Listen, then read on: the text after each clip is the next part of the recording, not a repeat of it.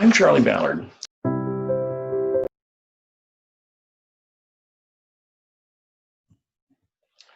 I'm Charlie Ballard, Chair of the Board for the Michigan League for Public Policy, and it is my pleasure to welcome you to the League's annual forum. Thank you for joining us.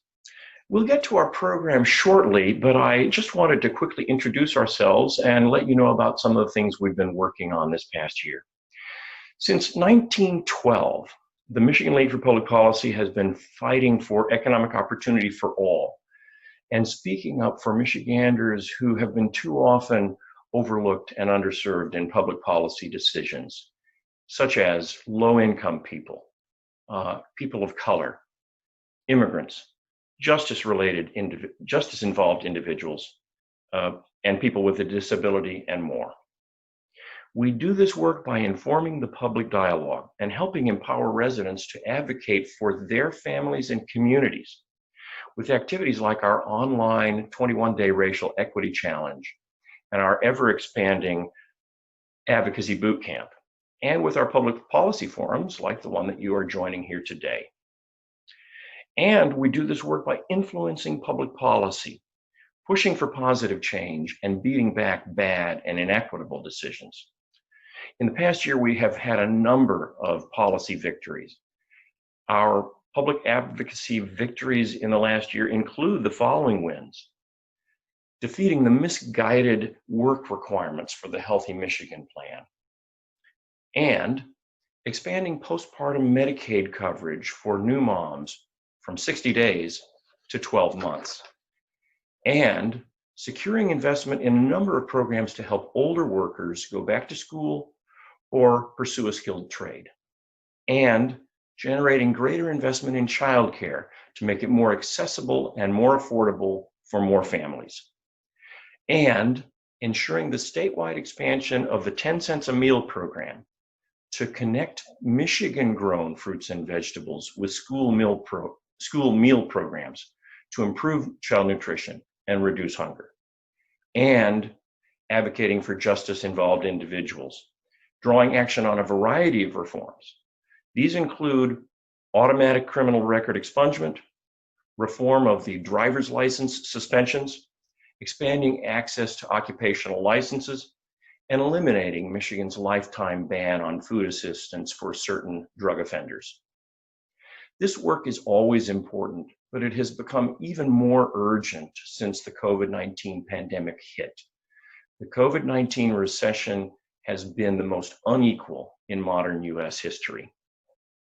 In addition to the policy improvements that I have already mentioned, the League has also been a leading voice for policy needs at the state and federal level to address the impact of COVID-19, including expansion of unemployment assistance, creating an eviction moratorium, and advocating for federal funding to support childcare, education, frontline worker protections, and much more.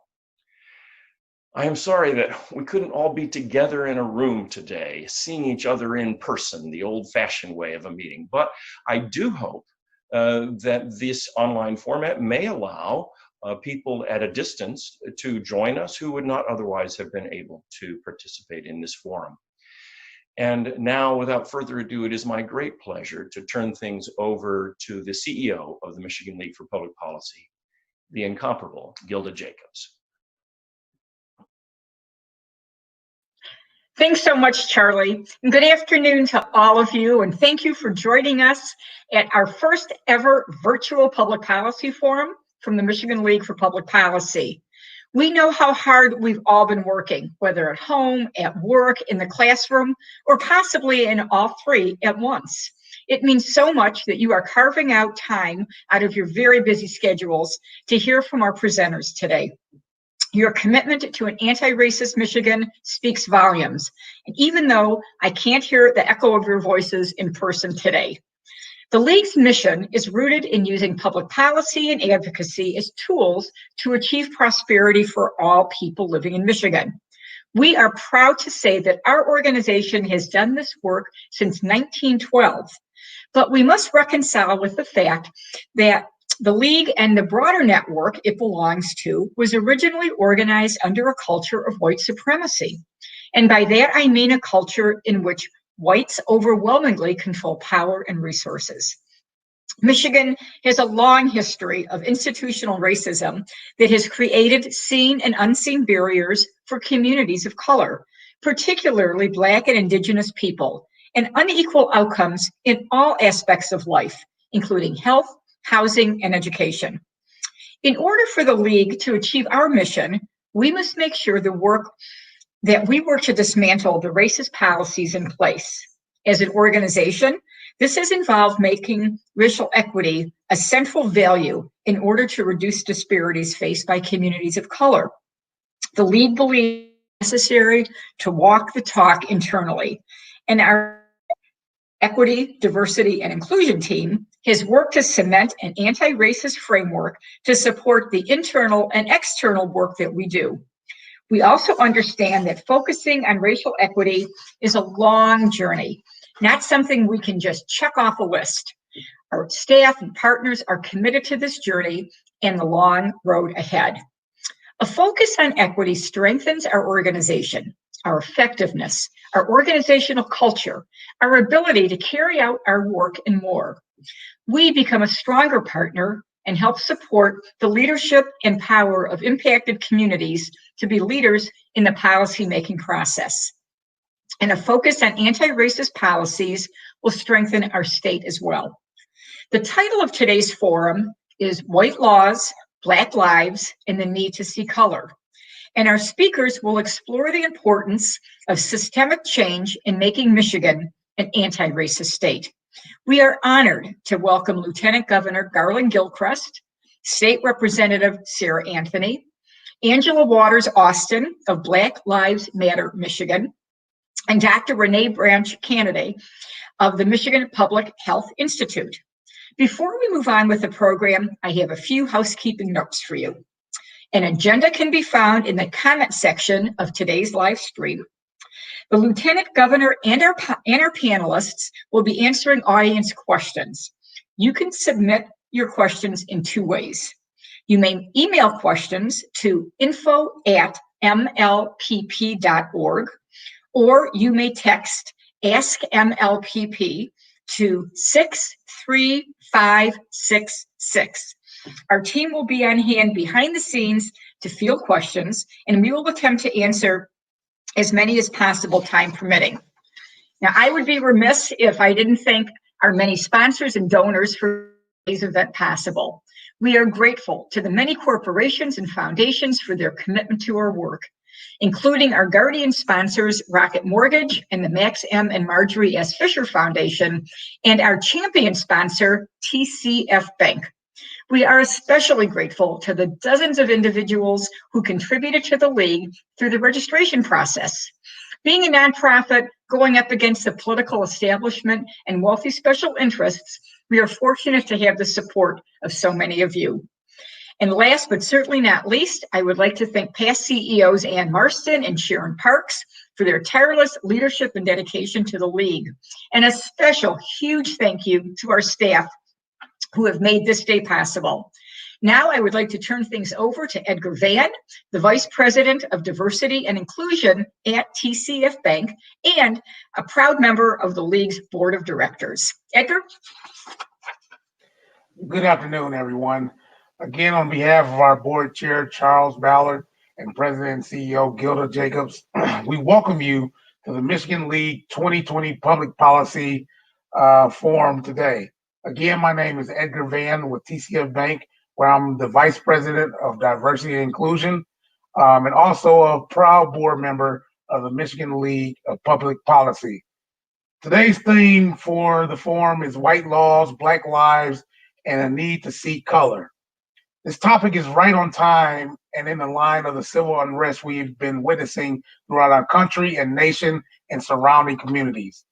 We have seen tragedy after tragedy with the unjustified killings of Trayvon Martin, Sandra Bland, Eric Gardner, Mike Brown, Tamir Rice, Freddie Gray, Breonna Taylor, George Floyd, and countless others. Is this the type of America our forefathers intended for us when the Declaration of Independence was written, when they said, "We hold these truths to be self-evident that all men are created equal, that they are endowed by the Creator with certain unalienable rights, that among these are life, liberty, and the pursuit of happiness. I don't know about you, but especially in 2020, it doesn't seem we have been holding these truths to be self-evident. We have leadership that are more concerned with business bottom lines than the well-being of human life. This is why your support of the Michigan League of Public Policy is so important today, to help proactively move policies and procedures with our lawmakers through our legislative branches that actually help our underserved communities have a voice at the table. Private partnership and public partnership is crucial to helping move the needle for equality for all people. As we have seen with this pandemic, equitable equality is not fairly balanced in our workplaces, communities, and most of all, many disparities in our health care systems, especially as it relates to underserved populations. At TCF Bank, we have made it a priority to commit helping to close the gap between these disparities.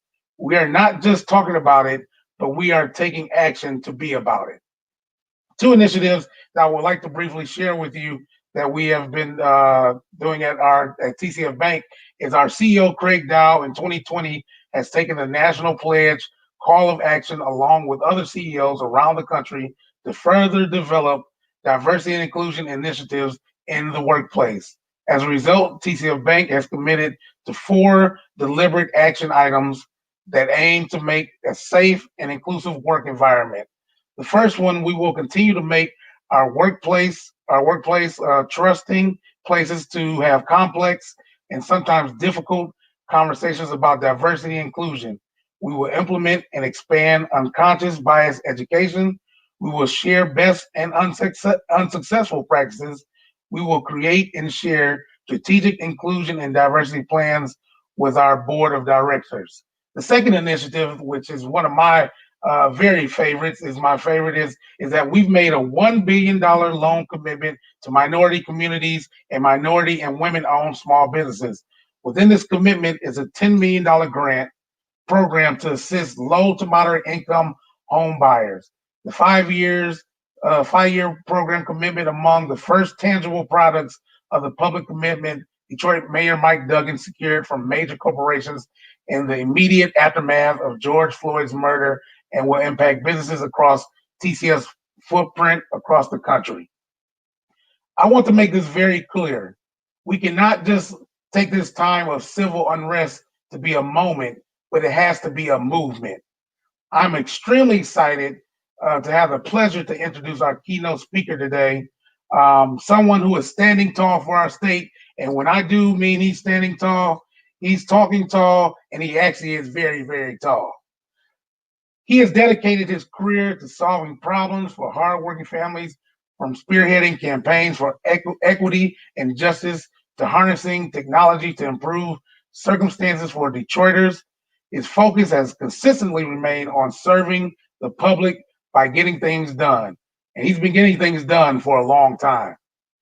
Lieutenant Governor Gilchrist is an innovator and has been since has the first computer as his child. He set up a computer lab at his local rec center and went on to study computer science at the University of Michigan, graduating with honors and going on to a career in software engineering.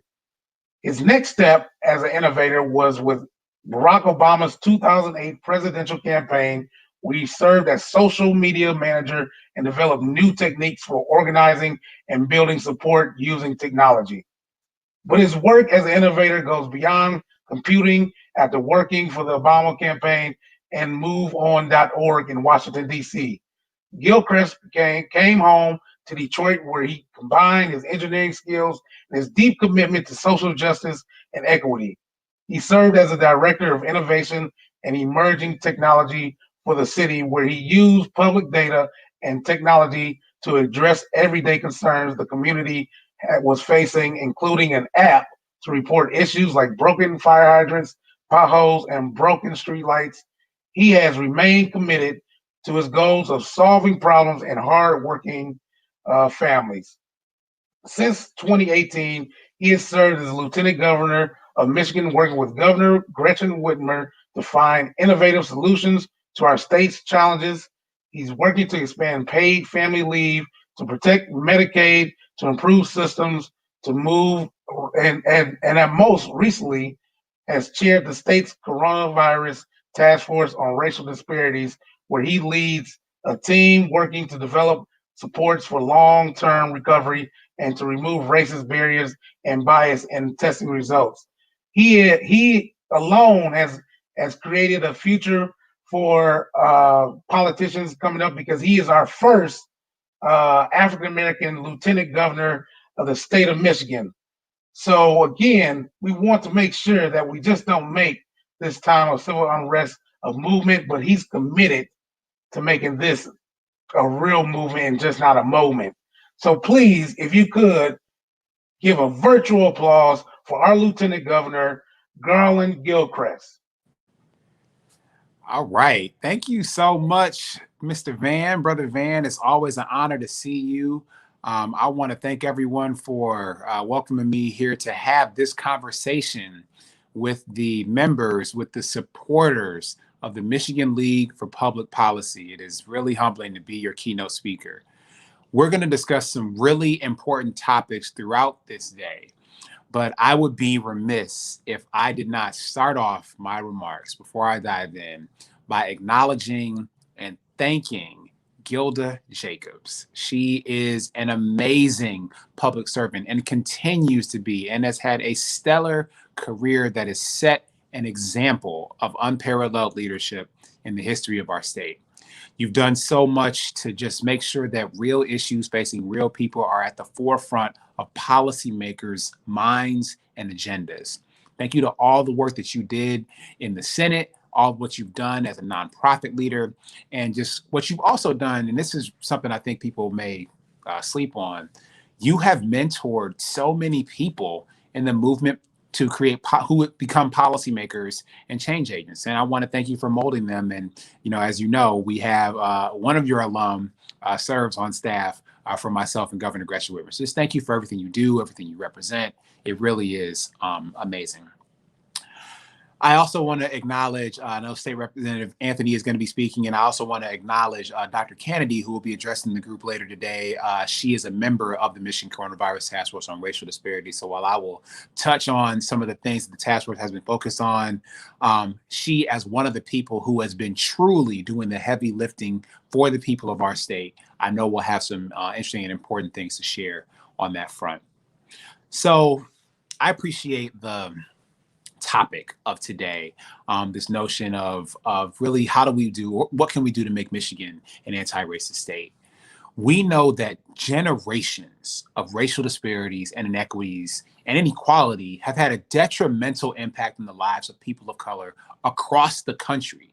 And just to put it straight up, as a Black man, of the Black community in particular, this pandemic, sadly, has been no different. While the virus itself is not a discriminatory organism, but it does feed on the broken systems that people have built. It feeds on the prejudices and the racism and the practices that have organized and designed people out of opportunity. This COVID-19 pandemic has devastated families and taken more than 200,000 lives across the country. And across every metric or every data point, COVID-19 is about people. They're people, mothers, fathers, sons, daughters. I mean, people with stories. I personally have lost 23 people in my life to COVID-19. I'm talking about people like the associate minister at the church I grew up in, a former AAU basketball coach, the eldest member of my family on my father's side, people I used to work with and go to school with. This is real. It is not theoretical. It is not the pandemic is not about ideology. It is about people first. So this is also highlighted, however, just the staggering impact of inequality when it comes to health outcomes for people of color, especially Black folks, where the health of our friends and family has been disproportionately impacted by this virus.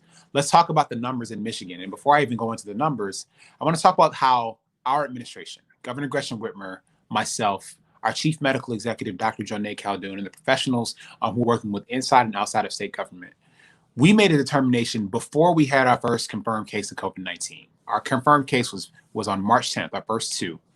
But before we had that first case, a month before, we decided that we were going to actually measure racial and ethnic demographic data. So we instrumented the public health infrastructure in the state of Michigan to collect data on race and ethnicity for coronavirus infections and COVID-19 deaths. Not every state chose to do that. In fact, only 3 states chose to do that in the very beginning. So we were one of the first, and sadly remain one of the few states to even collect and report this data with any level of consistency. The federal government, the Trump administration, does not report this data with any level of consistency, creating a massive blind spot for those leaders who have not paid attention. Well, in Michigan, what we learned or observed very early on was that while Black people make up only 14% of Michigan's population, we accounted for more than 40% of the people who died of COVID-19. Because we had the capacity to collect this data and information, it armed us with the knowledge that we needed to take action. That is why we took this immediate action to assemble some of the greatest minds in our state to tackle this racial injustice now and connect it to the long-term work on reducing racial disparities that we have been doing since we took office. And under our administration's leadership, really thanks to Governor Gretchen Whitmer making this a priority for the state of Michigan's COVID-19 response, we have become a national model for tackling the coronavirus overall. And I hope our efforts will be a beacon for other states to follow to tackle racial disparities specifically. So the coronavirus continues to shine a light on the challenges that Black communities face every single day. Health is about more than the absence of illness. The World Health Organization, in fact, established that health includes complete mental, physical, and social well-being. And it goes even further to say that the enjoyment of the highest attainable standard of health is one of the fundamental rights of every human being, without distinction of race, without distinction of religion, political belief, economic, or social condition. That is why the state of Michigan established in April the Michigan Coronavirus Task Force on Racial Disparities, of which I'm proud to serve as the chairperson. This was established to prioritize our community's short-term needs without losing sight of the very real needs to reverse generations of inequity that have created this uphill battle for people of color to climb in order to lead happier and healthier lives. So we set out, and when I say we, this task force was comprised of medical experts, public health experts, labor leaders, faith leaders, educators at every level, young people, young professionals, parents, just people who cut across sectors and cut across race and ideology and faith, geography in our state. We have members of our indigenous and tribal nations represented. We have our Latino community represented. We have our Muslim and Arab American communities represented. We tried to make sure that we have full coverage and took a statewide approach to this issue. And we set out to accomplish 2 goals. The first is to reduce the disparities in the mortality rate of COVID-19. And the second has been to connect the interventions that we were taking in real time to our longer term work to reduce racial disparities. So we studied the causes of racial disparities and the impact of COVID-19 and recommended actions to take in the immediate term to address these disparities and the impact of these historical and systemic inequities that underlie them. You know, this was important to me in particular because, look, I've been on the other side of this table as an activist. That was I spent 5 years of my career in DC doing that as my job. And often it can be seen as frustrating or dismissive when activists hear of public leaders saying they're going to appoint a task force to solve a problem. So it's very important to me to make sure that we took action in the immediate. People were getting sick and dying every day. And I wanted this task force to show improved value right now, right then. And I'm proud to say that we've done that. And I'll talk about that in a little bit. But here are some of the things that we did. First was just simply distributing massive amounts of masks to the public for free. Millions of masks with the My Mask Aid program, which was a direct and specific recommendation from the task force members on the Coronavirus Task Force on Racial Disparities to make masks easier for people to get because it is the simplest way to prevent and slow the spread of COVID-19. Launching a strategic communications and social and digital media effort targeting communities of color across the state, recognizing that authentic communication from trusted messengers is the way to make sure the message will break through. And we've seen that people of color have been much more likely to do things like wear masks and practice physical distancing, again, slowing the spread of the virus. We've collaborated with regional racial disparities task forces to share data and recommendations for additional action. That's included task forces in places like Flint and Battle Creek and in Kalamazoo and other parts of the state that have also prioritized this and worked to coordinate with our state level task force. And then finally, and perhaps the thing we did most quickly, was to increase access to coronavirus testing in communities of color through drive-through testing, through mobile, specially outfitted vans that drove testing to people into communities, through walk-up, pop-up testing sites, and through mobile testing sites throughout the state, targeted and located specifically in places where the virus hit the hardest. Now, I want to specifically, again, address communities of color or people of color who are on this call or who will be watching this meeting.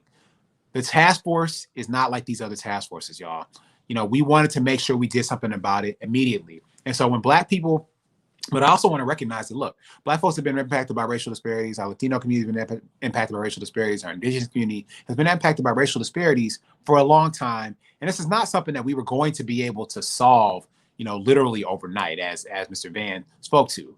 But what we can choose to do today, and what our administration continues to do, is prioritize the health of people of color who have been designed out of the healthcare system at such a scale before. When we take the health and safety of all people seriously, we have a shot to make real progress. And that begins with recognizing and treating the needs of all people. And I'm proud to report, as we did publicly a week or so ago, that this is already making a difference, this focus as a state. We've made significant progress toward our first goal of reducing the COVID-19 disparities for communities of color, and specifically the Black community, when it comes to the mortality rate of the virus. In the early stages of the pandemic, this virus was killing Black people at a rate of 5 times that of our white Michiganders. But in the past 2 weeks, and really in the past 2.5 months of available data from the Michigan Department of Health and Human Services, we have seen huge progress. The Black community has again accounted for about 8.2% of the cases and 9.9% of the deaths. Again, compare that. Our community is 14% of the population. Before, we were 40% of the deaths. Now we're representing just under 10%. This isn't about a specific singular intervention that made the difference. It is about the totality of the interventions that are a result of a singular and important focus at the state level, not just on Detroit or Flint or Benton Harbor, but on the entire state of Michigan and people of color all across it. That is why we've been able to make this difference. We've also been able to go a step further. We provided grants to initiatives that will help ensure that these improvements for the Black community and communities of color, not just the Black community, honestly, are sustained by addressing things like food and housing insecurity, access to the internet and technology, and increasing flu vaccination rates. We're talking about how do we impact the social determinants of health, that when those social determinants are negative indicators instead of positive ones, they lead to greater vulnerability in communities and greater susceptibility to things like COVID-19. With all of that said, though, we cannot lose sight of the fact that we are still in the midst of a global pandemic driven by a virus that we have no approved antiviral treatment and we have no vaccine for. We still have to climb this mountain to tackle these racial disparities and inequities that have existed in Michiganders' lives for too long so that everyone can lead a happy and healthy life. And the work we're doing today, you know, I am very confident, though, will have a lasting impact, not just on my 3 children, but of future generations of Michiganders for years to come. So while these injustices that I've talked about here, they've been exacerbated and intensified by COVID-19, sadly, they're as old as our country is itself.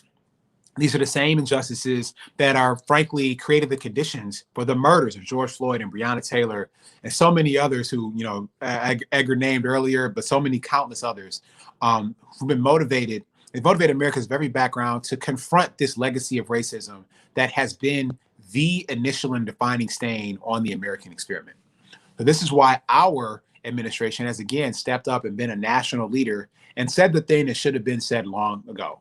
Racism, amongst all the other problems that it creates, is a public health crisis. We made this declaration specifically as an executive directive for Michigan's government because it recognizes that, you know, look, we can't just label this injustice. We need to actively take steps to replace injustice with justice. And so our administration is dedicated to that cause. And we recognize that needs to come in every part of government and at every level of government and every part of society and every level of society.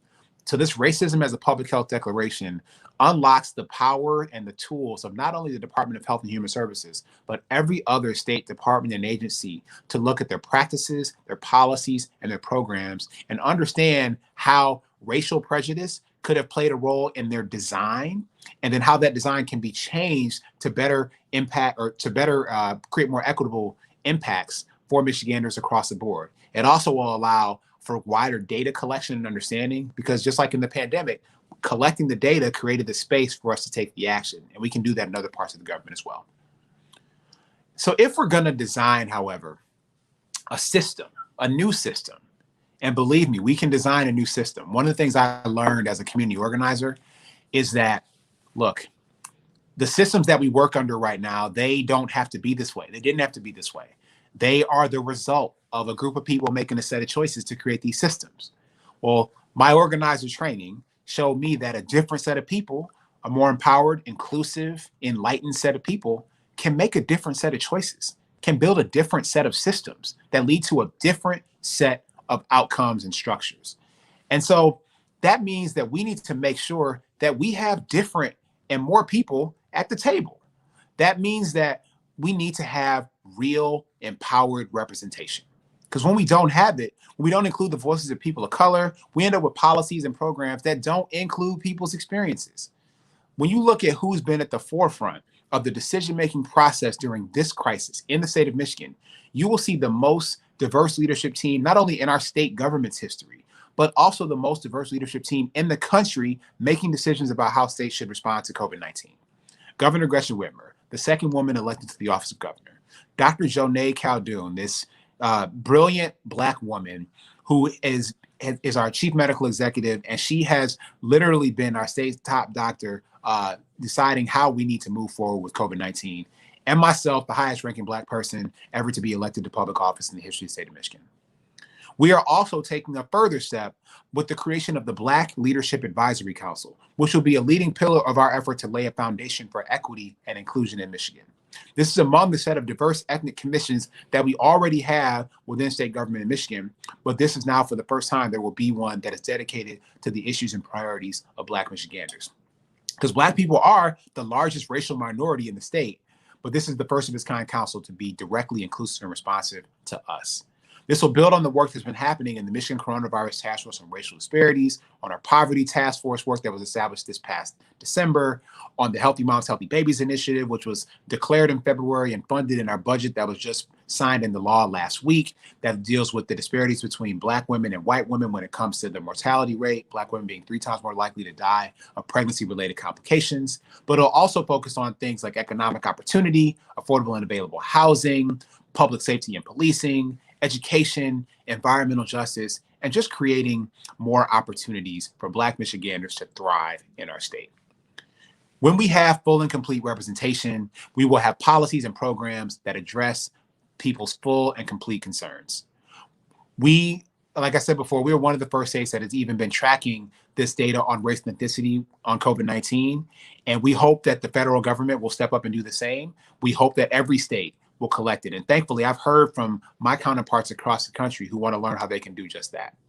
We were the first administration to join our neighbors in the March for Justice when we marched down Woodward, and I marched on the west side of Detroit on Dexter and Davison in the wake of the killing of George Floyd, calling for a reimagination of how we deliver public safety in a holistic sense for our communities. We were the first state to create a full statewide task force on racial disparities. Other places, they looked at it kind of on a city or municipal level. We were the first state to require implicit bias training for everyone in our state government. And also as a requirement, we're working to do the rulemaking process to require it as part of the medical professional licensure, both to obtain a license and to renew your licenses. And these are just examples of, again, actions that we've taken to show that our administration's commitment to all communities in Michigan. That commitment was true before the pandemic hit, but it's also become even more evident during this pandemic, because we've been able to quickly, sort of recognize this problem that exists before us and the need to address it in a way that is responsive to the disproportionate impact that this pandemic has had on people of color. So we have now been wanting to also focus, I guess, on one thing. I want to dig in on this implicit bias training, because some people reacted very negatively when we announced this. People were worried about us calling them racist. And folks have to recognize that that's not what implicit bias training is about. Look, I took the implicit bias training that all of our state employees are required to take. What it shows, or what it describes, and really, I think makes plain for people who take it, is that all of us bring life experiences to the table when we enter a situation, when we are faced with a choice. It shows that we need to recognize where those experiences come from, what their implications are, and also recognize that other people have experiences too. And we need to be mindful. We need to be conscientious and responsive to that. And we need to recognize that, yes, we are capable of having blind spots and biases. That is not a negative judgment on you as a person. It is saying, however, that you are a person and that you need tools and strategies to address those biases and make sure that those blind spots are not hindering your judgment. You know, we saw that in the early part of the pandemic, to use as an example. In the beginning, when the Trump administration did not have a pipeline for testing kits and testing capacity in every state, we saw these horrible situations where people of color, Black folks, Latino people in particular, were going to doctors and hospitals and urgent care facilities and begging to get tested. And they couldn't get tested. They were told, they were turned away from getting tested. And why was that?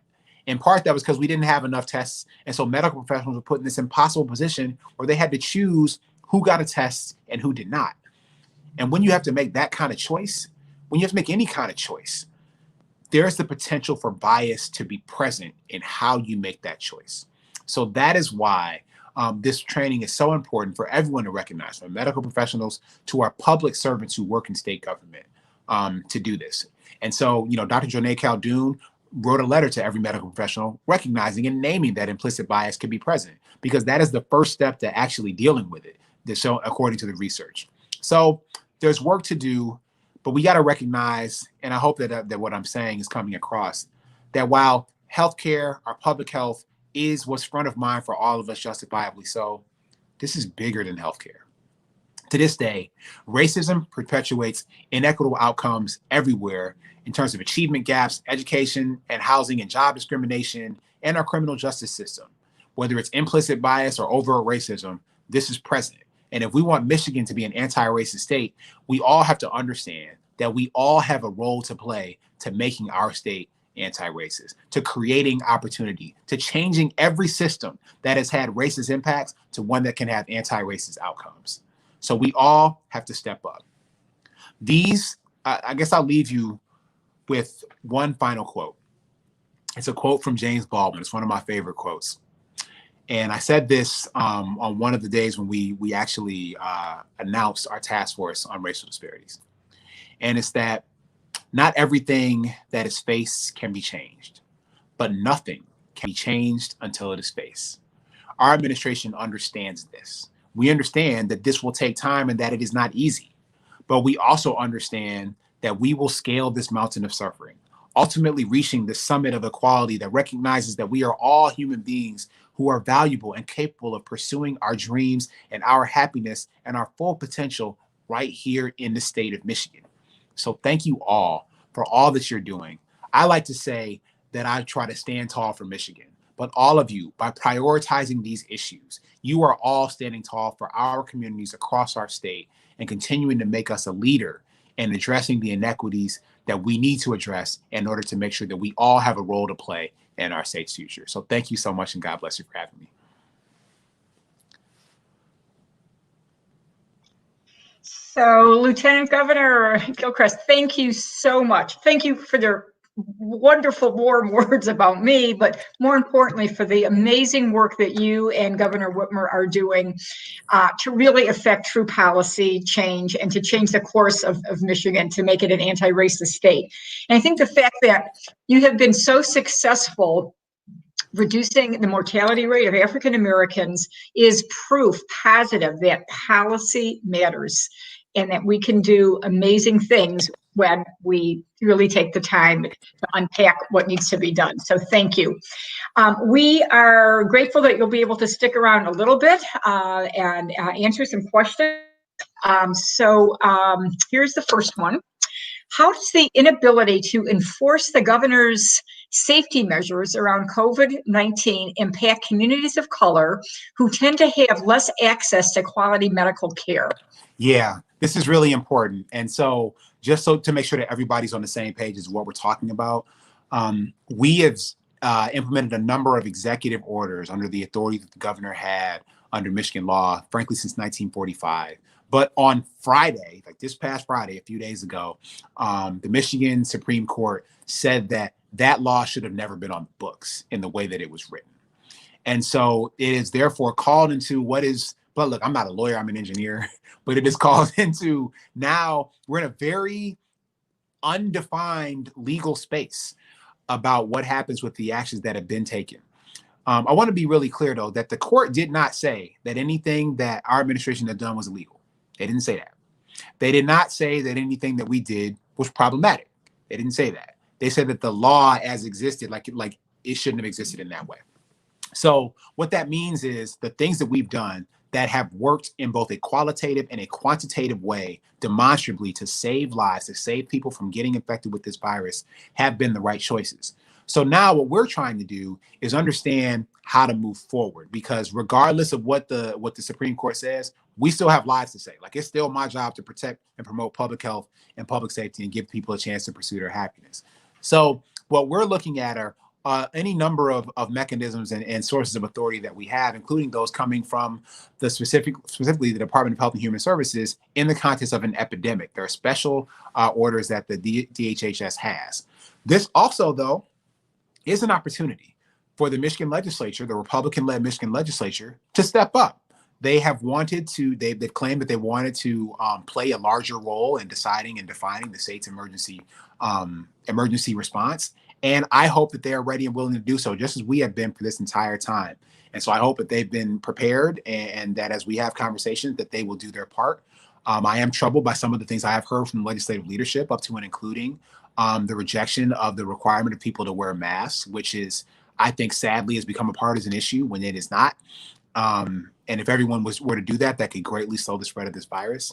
But we have an opportunity here in Michigan to show how we can work together. We work together on our budget process to provide resources and to make investments in our state and our state programs in a way that, funded things like job training through the Michigan Reconnect program, that was able to sign a budget that had no cuts to education at any level, at K-12, at a community college or higher education. So we can do stuff. And I certainly hope that the legislature wants to come to the table to protect people, because this virus is still present. The emergency still exists. I still know people who are sick. You still know people who are sick. And so we still have work to do here, and we're going to be exploring every source of authority we have to protect people. Thank you for that answer. I'm sorry, Gilda. Let me say one more thing, because I Sure. don't know if I actually. Go ahead. So one other thing I will note is that we created the task force on racial disparities to have this specific focus. That task force was not created under any authority that was related to an emergency. That was created under the authority that the governor has as the governor of Michigan, who can do executive orders. So I just want to note that as well. Okay. It does also beg the question about taking a look at this law and saying if that law needs to be changed for the future. So besides just trying to address the situation. So yeah, absolutely, it does. And there have been a movement underfoot to try to repeal that law. But I think that it would be unfortunate to strip the state of Michigan of emergency response powers from the executive branch. So the executive branch is kind of designed to respond in situations like this, where you have to act quickly. And so I hope that we can come to the table and find a path forward. So our next question, we would love to hear Governor Whitmer's team address how racism is harmful for not only Black and Brown people, but for our entire community. Oh, absolutely. So one of the things that's important about the fact that Michigan has prioritized responding to racial disparities is because that strengthens our overall state response.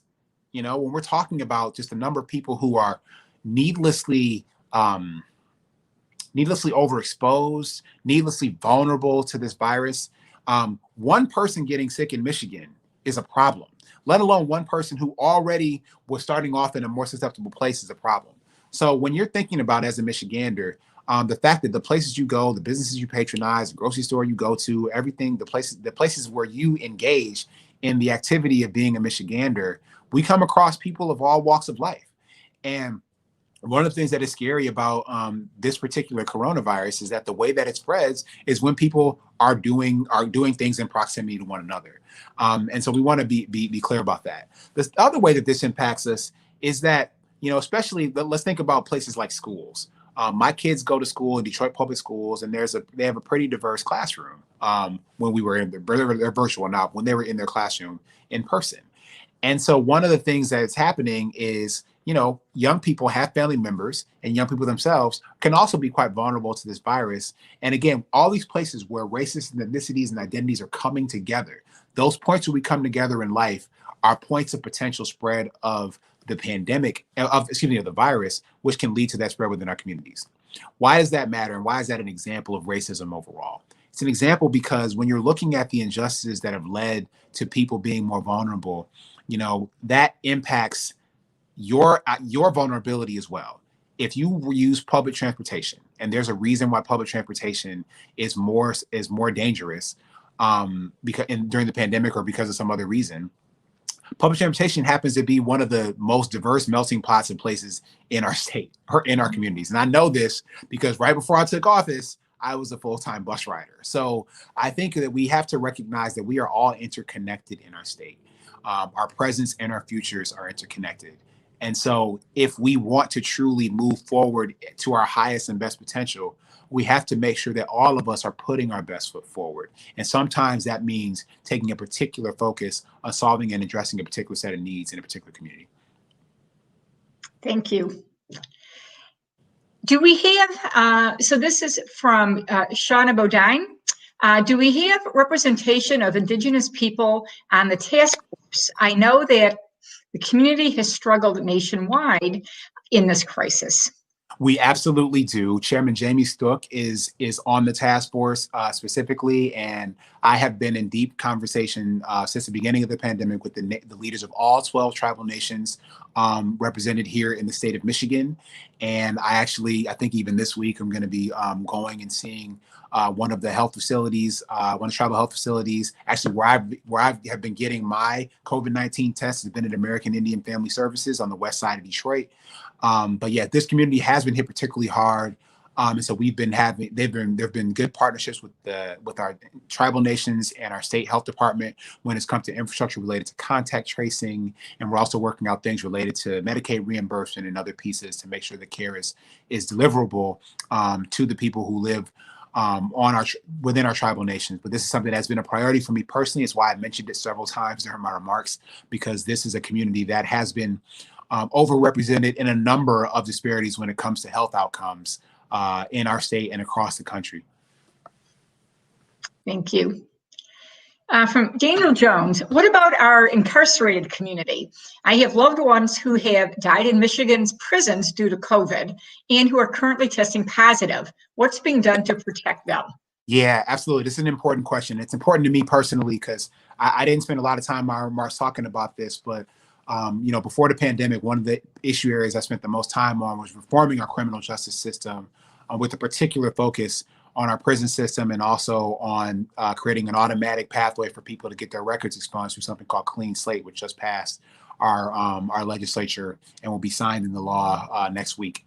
So one of the things we did, I led a task force on jails and pretrial incarceration to reduce our jail populations. I was the co-chair of with Chief Justice Bridget McCormack. And one of the things that really, one of the most important sets of recommendations we made to the Michigan legislature was recommendations for how to change laws, to change just frankly who needed to be in jail, because we found out that half the people who are in jail are in jail pre-trial, haven't even had trial. Second, there's another sort of overlapping, but not completely overlapping, 50% of people who've been in jail are because of something related to a suspended driver's license, which you heard in the video intro to this event. Was something that the league has worked on specifically, eliminating that. We also have people who are in jail for failure to appear in court, for failure to pay a fine or a fee, and that just creates debtor's prison, which is something that is illegal and is against our values as Michiganders. And so what we did in late March or early April, I can't remember the specific time frame, was we did an executive order on jails and prisons that actually literally took the language from the recommendations we made to the legislature on who should be in jail and who shouldn't, recognizing that people are safer at home than they are in jail or prison, and then saying that judges now had the authority to treat jails as overcrowded and to send people home who were there pre-trial, who were there because they failure to pay or failure to appear, who were there just for a suspended driver's license or a fine or a fee related to a suspended driver's license. And we reduced our jail population significantly. I think the number was at least 30 or 40% with just the enacting of that alone, especially in our larger jails like Wayne County. When it came to the people who are in our prisons and MDOC, we implemented a lot of different protocols related to testing and cleaning and treatment. We actually slowed the transfer from people from jail to prison to try to control access to or the possible transmission from folks. And most importantly, we greatly accelerated the parole process. So the parole process in Michigan is defined by statute and is designed to be slow. And so we work to accelerate it by doing things like expanding the capacity of the parole board, by holding hearings almost every day of the week, extending hours for them to be had. There were, at many times, you had judges or prosecutors at the local level were waiving their right that they have to intervene under law so that we could get more people through the parole process more quickly. And so we're working to do that. That being said, I go back to the value I stated, that people are safer at home than they are incarcerated, and I want less people to be incarcerated. That is why we've done things like the stuff on jails that I talked about, like the fact that one of the other things that happened in our budget is that we closed a prison in Detroit. So we are reducing the people who are incarcerated and who are vulnerable and susceptible to this. And we're also building upon things like the medically fair parole process that we signed in the law in 2019 that said that people with medical conditions are more likely to be available and eligible for parole. So we tried to do this work. There's a lot to be done. I know people who are incarcerated. We're still working hard on this every single day because we want people to be safe and healthy. Great. Thank you for that. Let's see our next question. So recently, the federal administration has discouraged DE&I. Diversity, equity, and inclusion. Oh, you think I would? For doing this, sorry. What can we do to support efforts to evaluate and dismantle racial inequities in Michigan and around the nation? All right, I'm gonna be real blunt. The Trump administration's action to do that was a racist act. Period. The reason that they don't want to talk about it is because they don't support it. The reason they don't support it is because they don't believe it. They believe that everything that has happened in our country at this point when it comes to racial relations is a good thing. And so the state of Michigan has made a bunch of different choices on that regard. And I think, I won't rehash everything I said in my address, but I hope that it just is a demonstration that our administration takes this very seriously and recognizes that it makes our state stronger. Like, this is about equity and opportunity for Black folks, and it's about a better Michigan, period, for everyone, Black, white, or otherwise. And so we are going to continue to do those efforts that I laid out, and we have them across sectors, across departments and agencies. And I think there is a larger cultural commitment that is in some part response to this generation's call for racial equity. This is the loudest call that's happened for us in a generation. And I think that we have an opportunity to answer that call, because certainly I want, my own children, my kids are 7. I have 7-year-old twins and I have a 15-month-old. And I want them to look and see and ask their dad, like, what did you do in this moment in 2020 when we had this once in 100 year, pandemic, and thankfully we didn't get sick. But what did you do with all the other stuff? And I want to be proud of how I responded to that in the name of the people of Michigan. And I think we're on the right track. Thank you. Wait for the next question to come up. Recently, the federal administration, this was the same question. Okay, here we go. From Janet Chegwin. Do you have any information on the North Lake Jail in Baldwin with 800 inmates, all of them immigrants? 200 have tested positive. I don't have specific information on that specific facility at hand. But I can make sure that folks that we can follow up on that with the team. Great, thank you. And if you get the information to us, we'll post it through our social media. Thank you. Yep. Could you tell me what organization is doing the implicit bias training for SOIM employees? And thank you for this fantastic public policy forum. Well, I actually don't remember the answer to that question, like what specific organization, but what I'll say is that this is something that is rolling out across every state department and agency. And like I said, I took it, the governor took it, everybody in the executive office took it.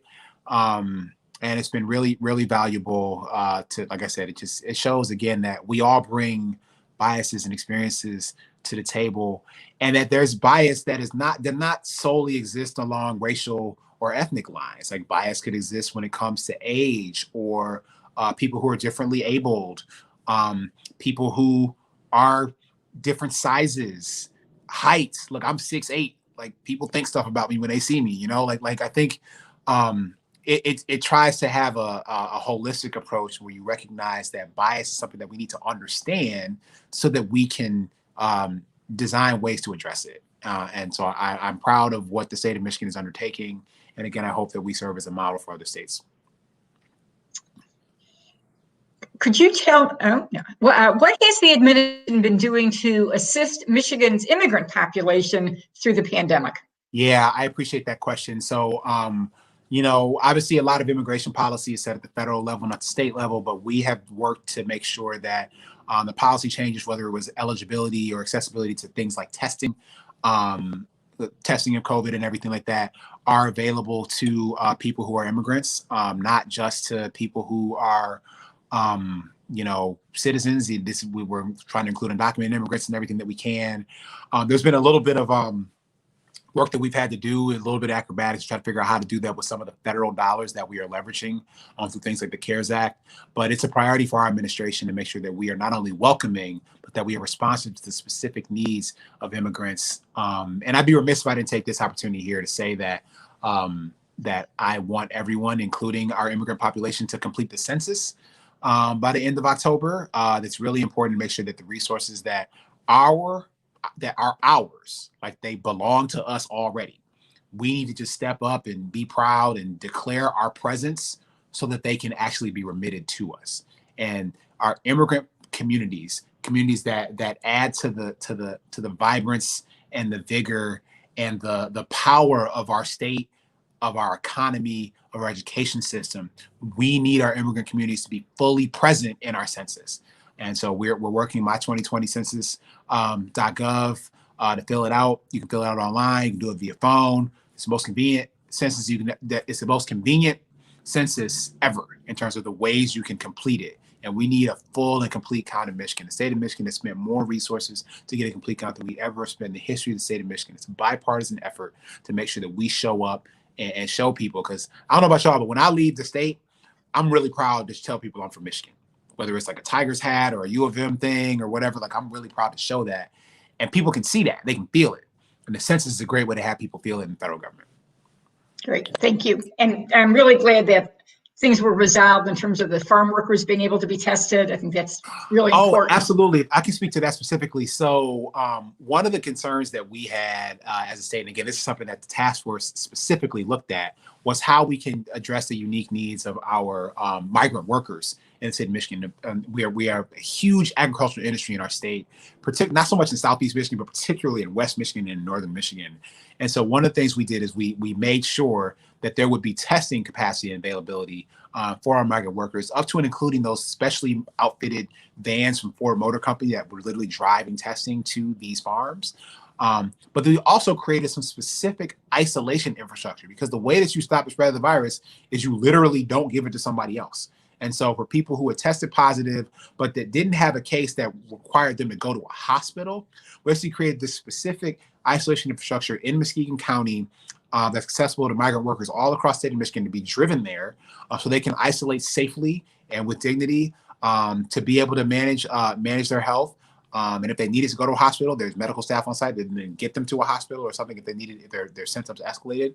But we set this up as it's really been a unique model in the country to do that. Again, because we recognize the importance of every Michigander from every community. Thank you. Let's see if we have another question. So what do you recommend for people to do to improve their personal understanding of racial equity and anti-racist ideas? Yeah, that's a good question. I think the what's important is to really guard against being defensive. You know, I talked about how there was some negative reaction to the state in either sort of naming implicit bias potentially being present in testing and treatment decisions early in the pandemic, or beginning the rulemaking process to make implicit bias training a requirement of medical licensure. To not be defensive, to say that, you know what, my goal ultimately is to make better choices. My goal ultimately is to exist in the world in a way that is more conscientious and thoughtful and responsive to the needs of everyone. And if we are choosing to do that, then we need to better understand ourselves. Implicit bias training at the end of the day is about understanding yourself.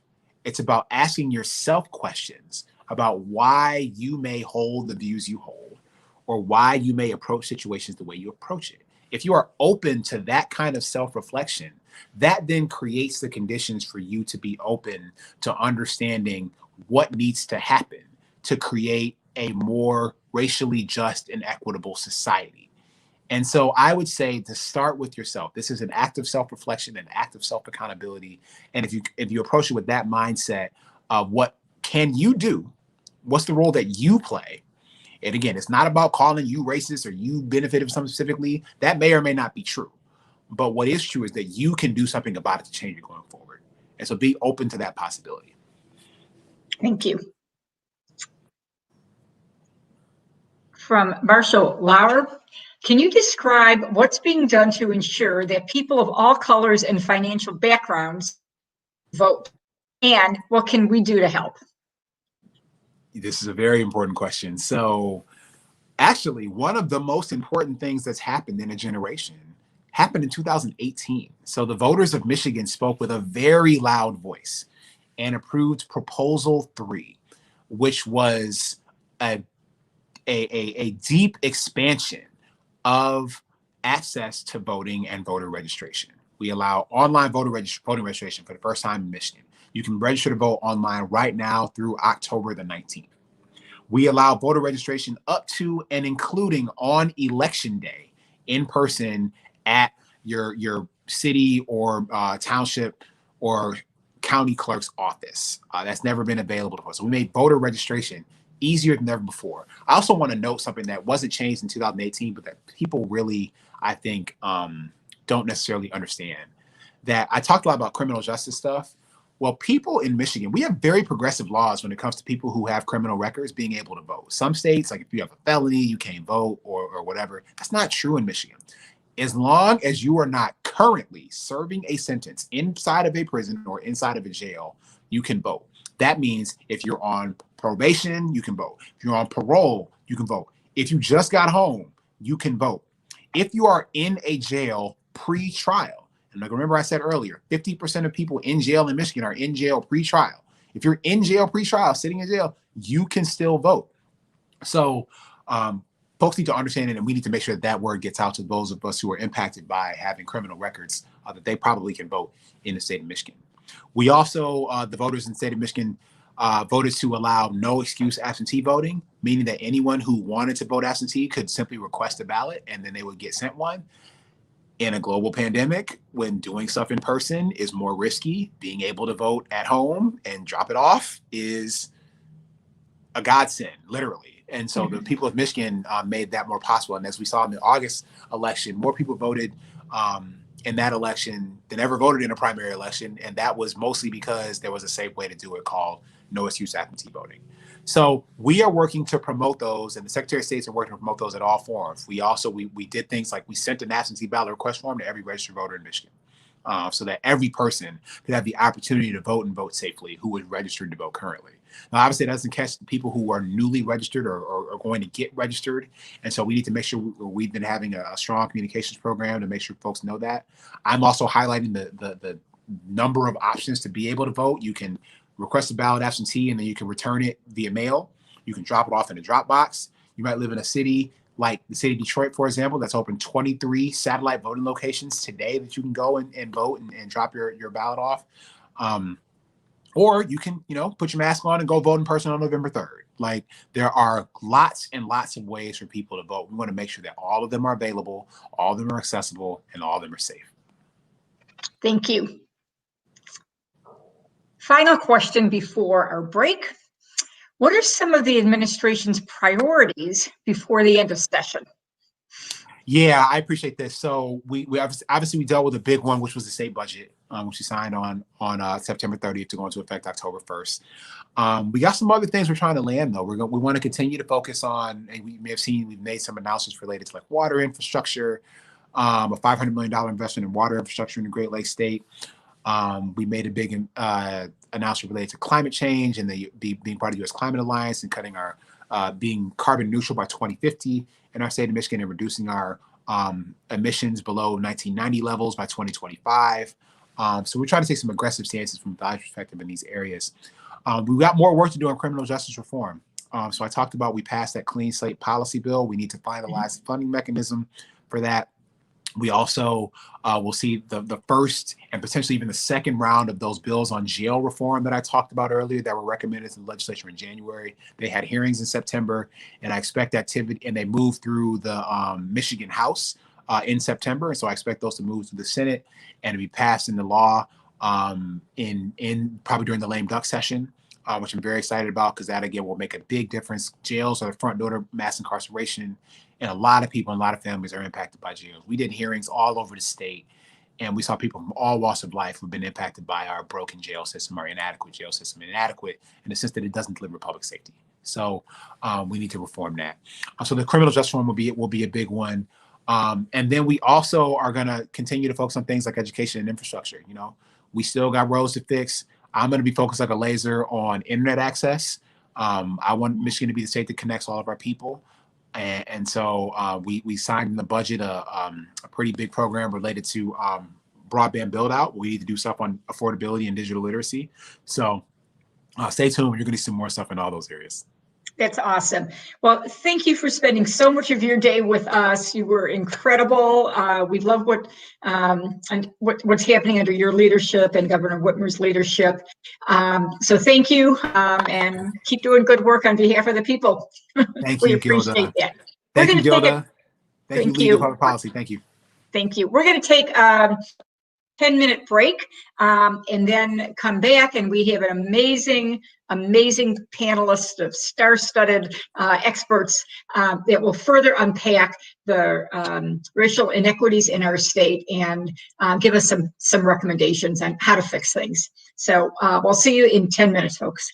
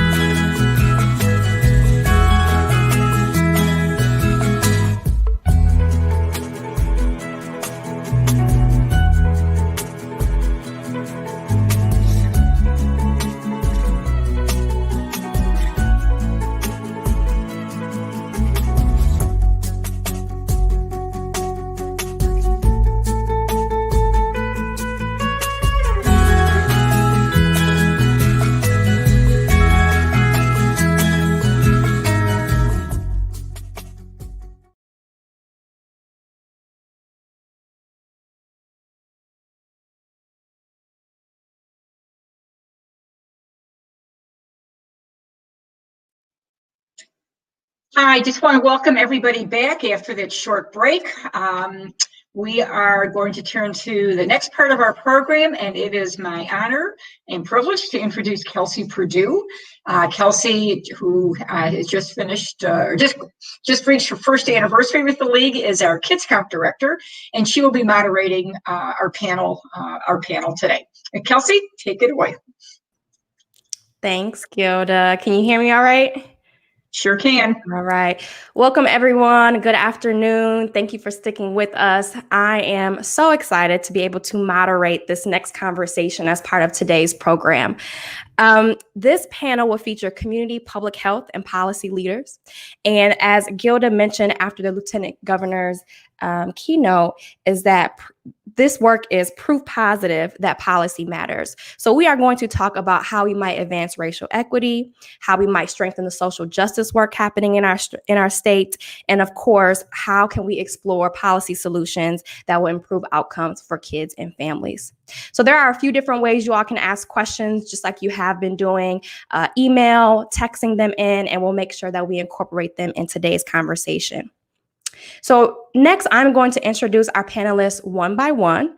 You all saw their bios in our promotional materials and in the slideshow that was just going on over break. I'm not going to spend a lot of time reading their bios because you've seen them, but also I can confirm that after doing much Google stalking, that there is so much more to learn about these women outside of their bios. They are history making, they are phenomenal and well sought after leaders, and we are really, really lucky to have them here with us today. So as I introduce them one-on-one, I will ask them to give a response, just kind of what they are thinking after today's keynote address. And after we do that one-on-one with all of them, we'll bring them all together, have some conversation, and then also, again, invite you all to be part of that conversation. So keep your comments going in the chat, but also send in those questions so we can incorporate them. All right, let's get started. So first, I would like to introduce and welcome Representative Sarah Anthony. Welcome, Rep.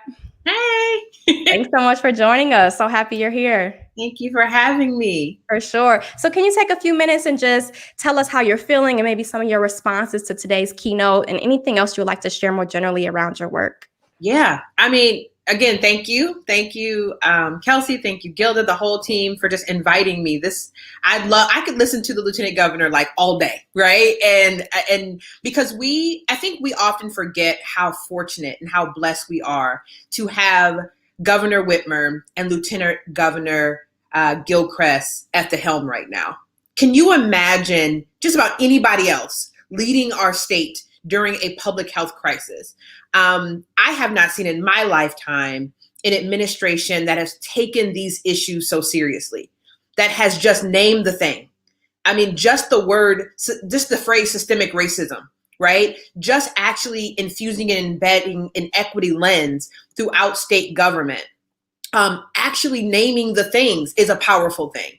But going so far as to really embedding it and being unapologetic about the work, we miss it, right? I have a lot of friends who serve in legislatures across the country, and they are envious of our leadership. And I'm not saying there's not room for growth and things that we can be doing better, but it is just amazing to just listen to our Lieutenant Governor talk about the long-term work.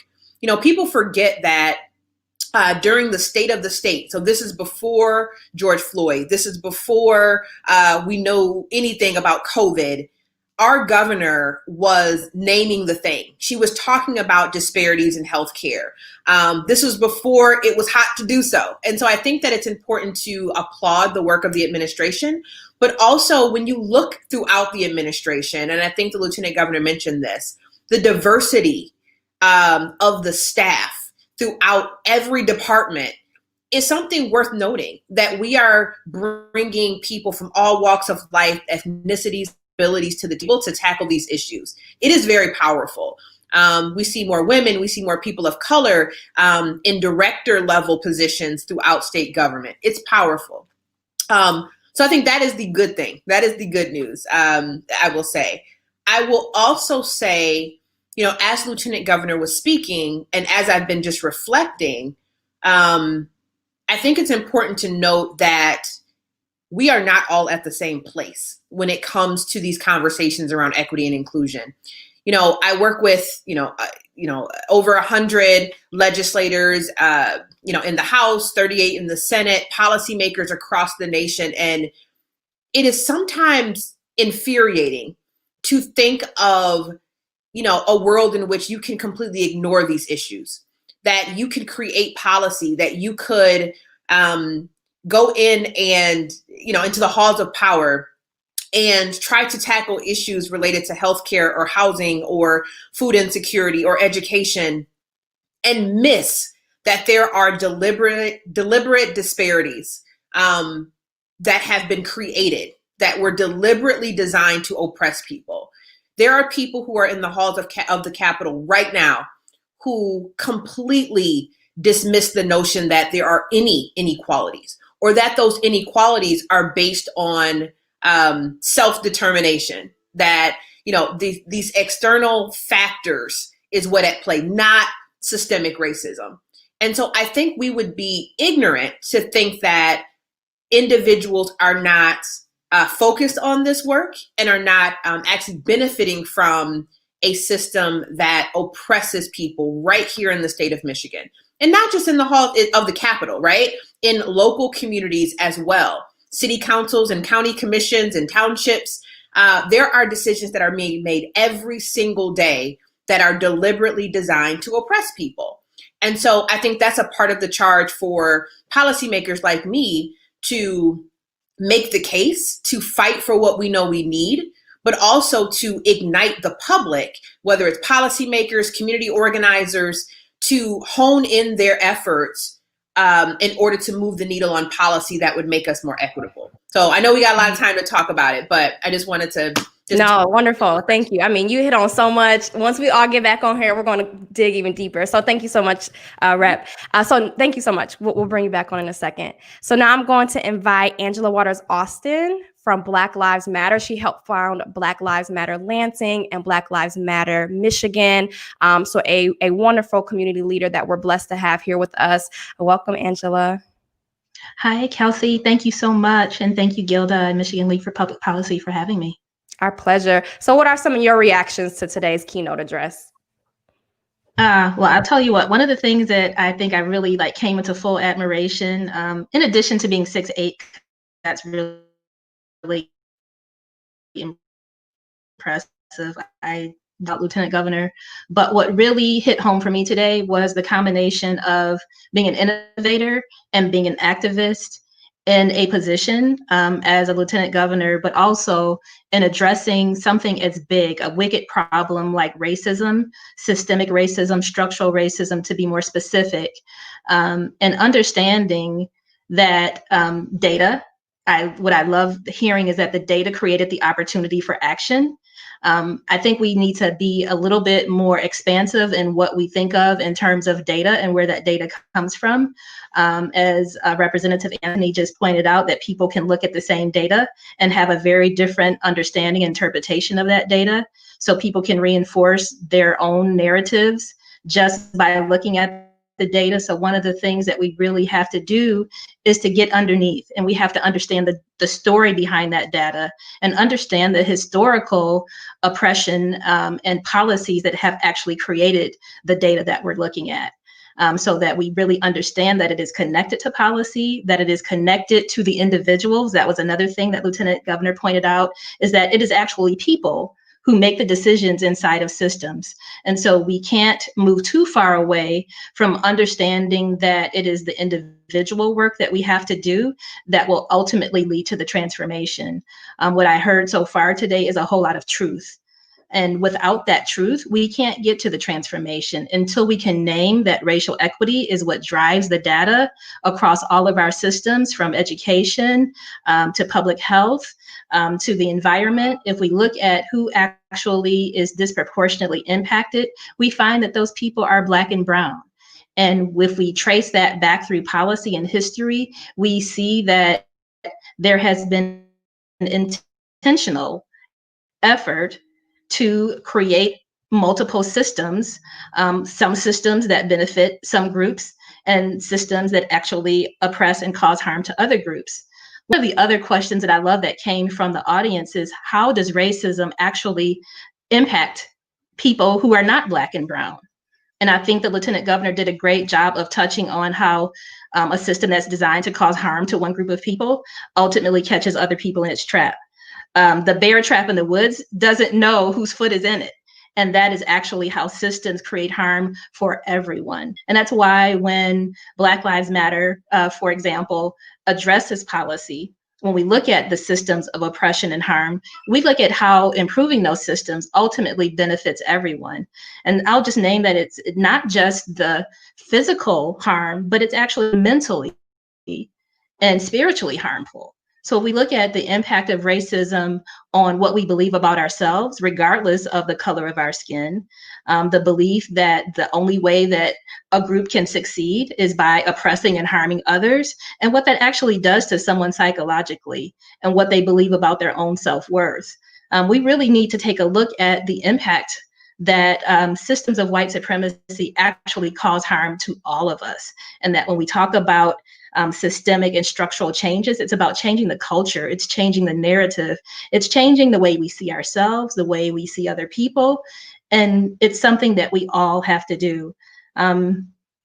Just lifting up implicit bias and just the idea that we all have it. So in my day job at One Love Global, we hold truth, racial healing, and transformation work. And so we do work with system leaders, institutional leaders, and we've done this work for well over a decade. And really understanding that implicit bias is the beginning. And that what I heard is that it's really about understanding the self and what we actually bring to work with us every day, and how our beliefs about ourselves and other people can actually lead us to make some really harmful decisions that impact other people's lives. Thank you so much. I'm writing notes. I hope everybody else is writing notes. There are so many gems, so many gems. Thank you so much, Angela. We'll bring you back on in a second as well. Our third panelist that is joining us for today's conversation is Dr. Renee Canady of the Michigan Public Health Institute. Good afternoon, Doctor. Good afternoon, Kelsey. Thanks Looking for having great, me. for sure. So what are some of your initial reactions to today's keynote? Well, I'm a little spoiled because I've had the honor of hearing and soaking up the experience and knowledge of our Lieutenant Governor weekly since April. I mean, there's no joke on our timeline for this task force.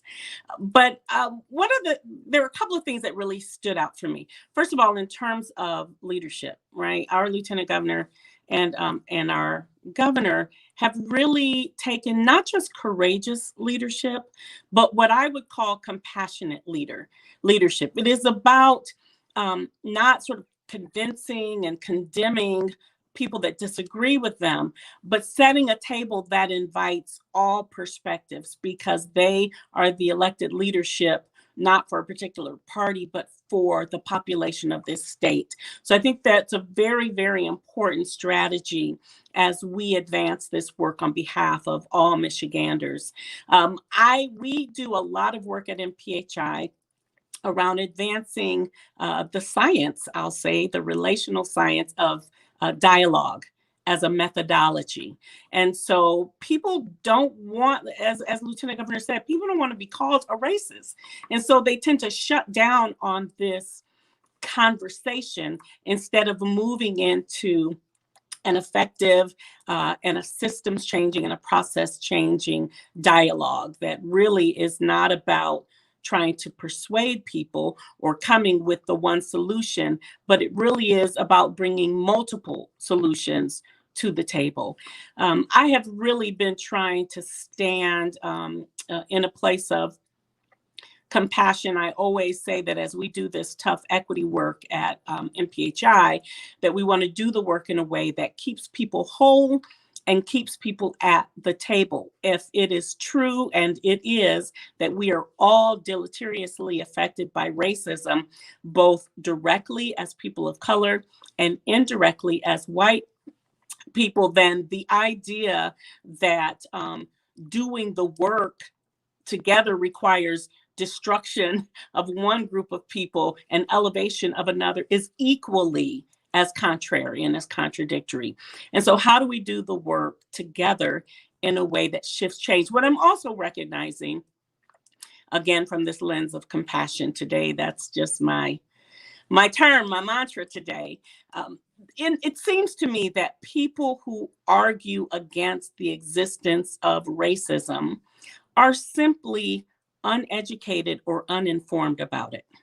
I can remember being a zoology major, undergraduate major at the University of North Carolina, taking a class that was talking about the Krebs cycle.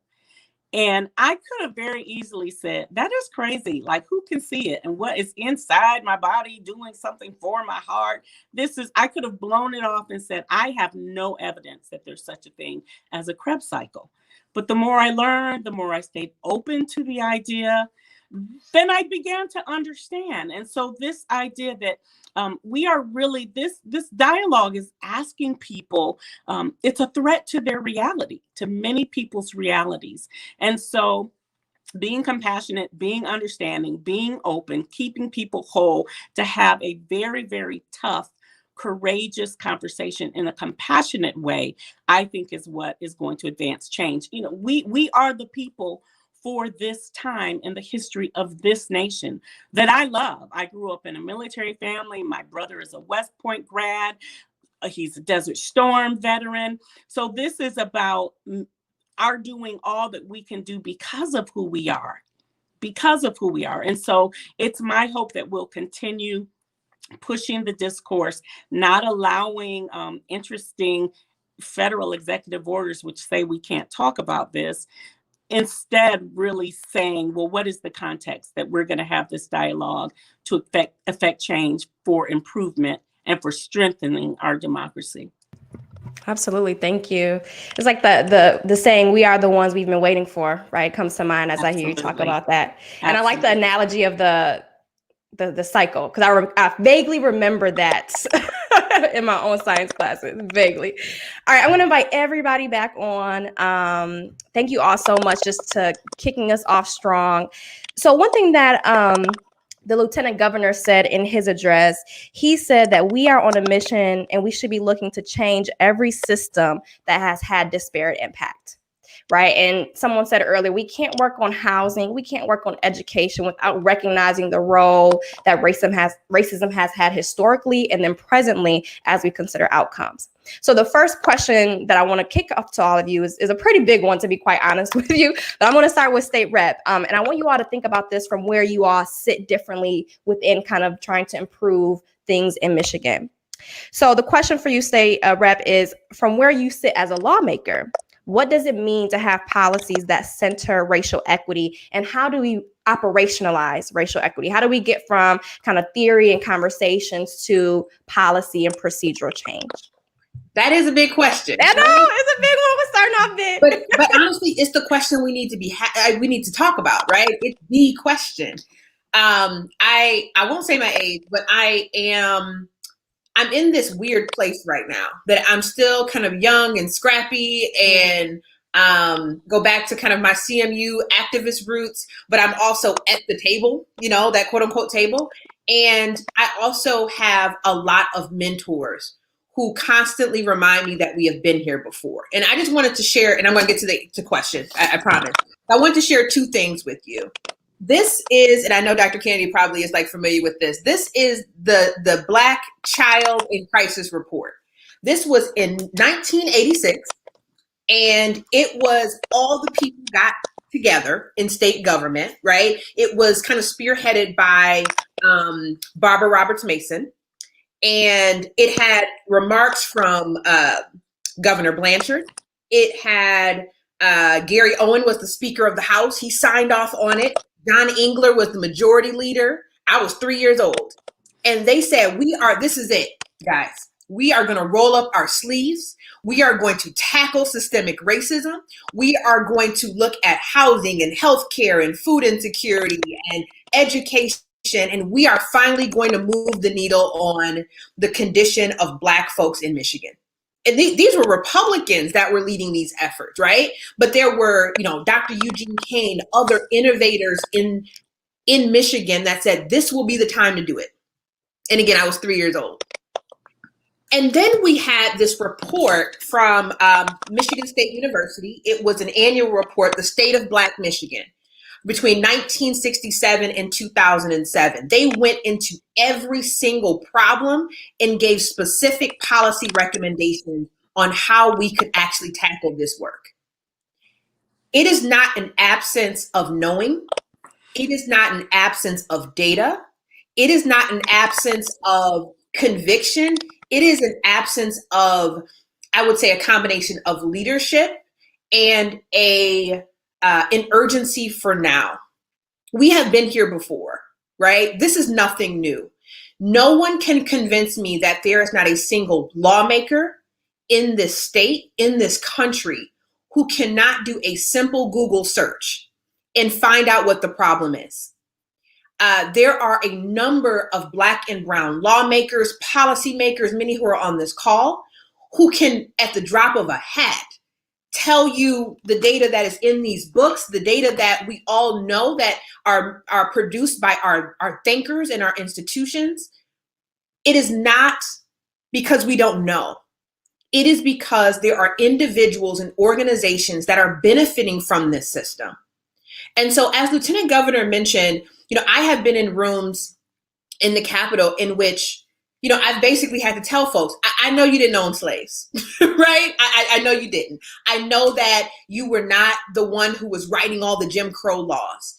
But because we are in a position in 2020, looking with 2020 eyes at these problems, we are now at the helm. We are now responsible for doing this work. And so I think that the first step that I have been trying to challenge my colleagues to do is look at every single system with an equity lens, right? Every single system. Education is one of the easy ones, right? That we can see a just inherently inequitable system. And we see that because we pour less resources, we're less intentional, we get, teachers with less experience, we have less, terrible materials in conditions that kids need more. We have created a system that is just inherently inequitable. And so, but the problem is that we all know this, but there is not a political will to change it.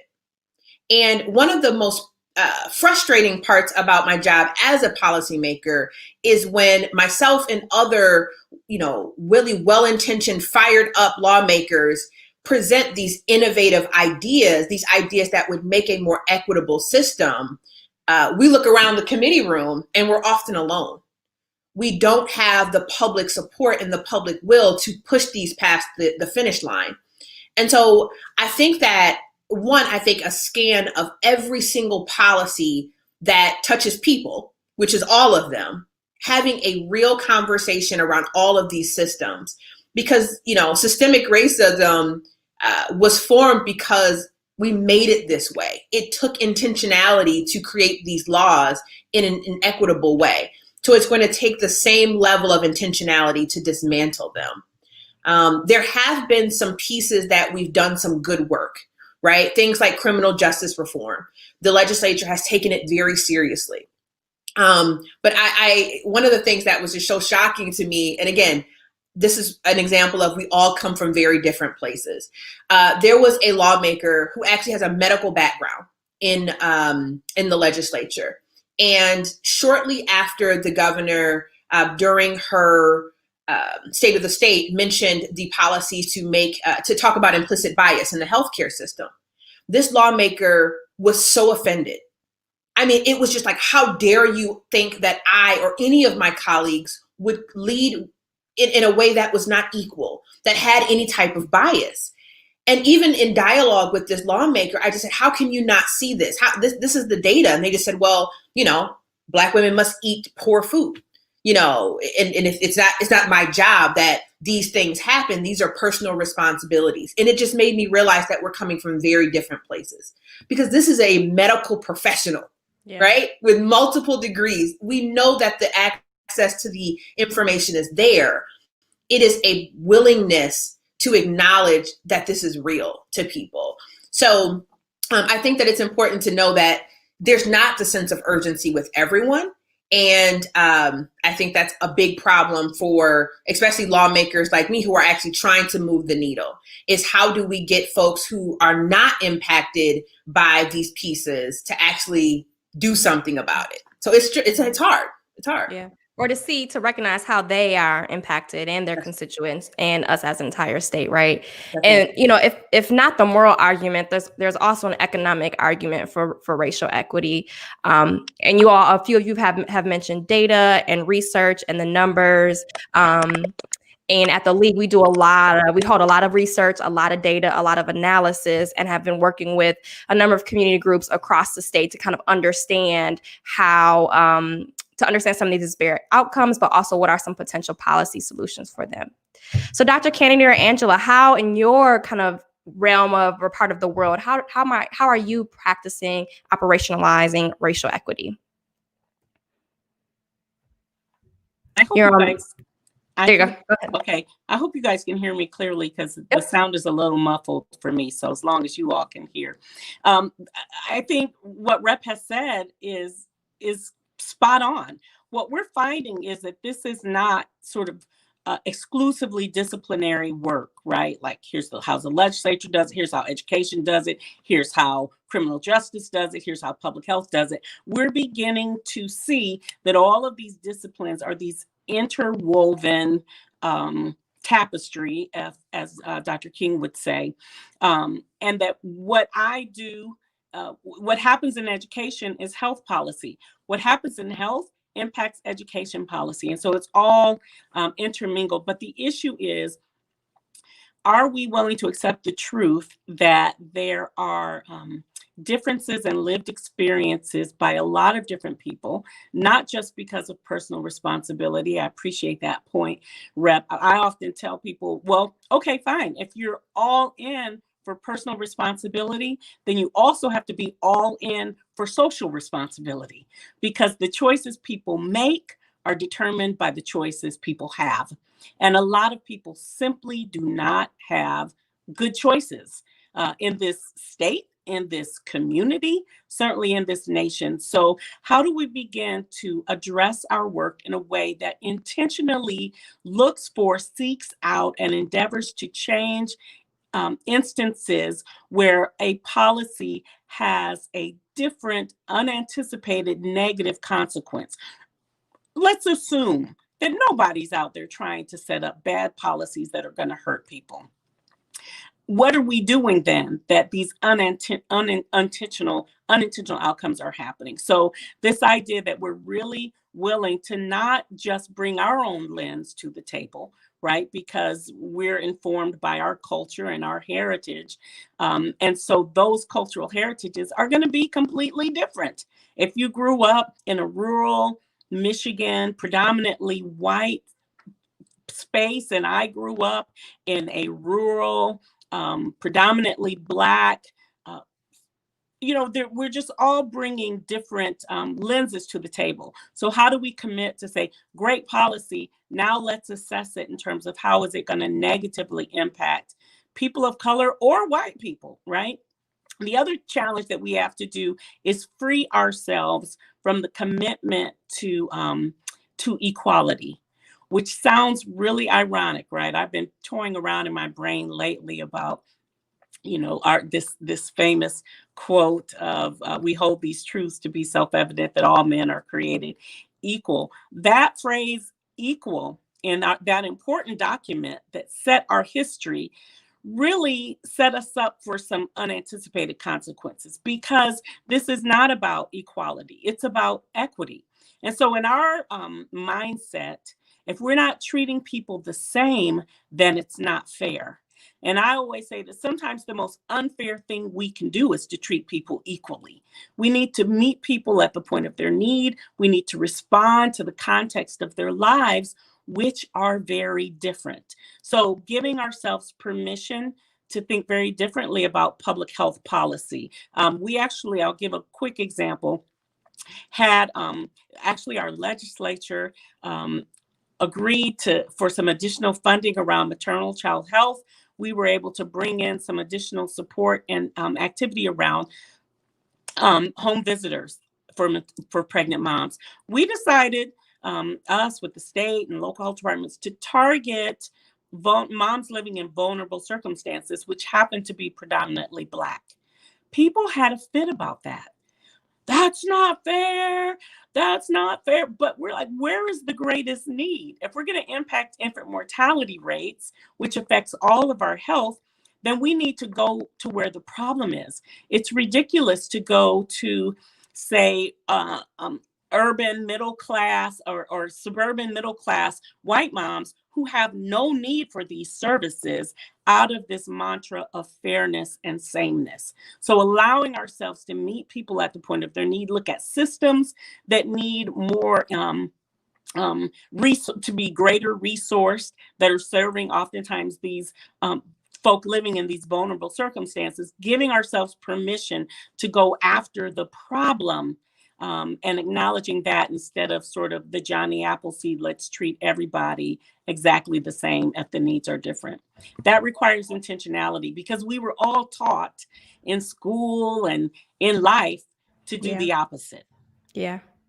But the way you broke it down was so perfect in terms of what is equality versus equity, and making the case for having an equity-minded approach. So thank you so much, Doctor.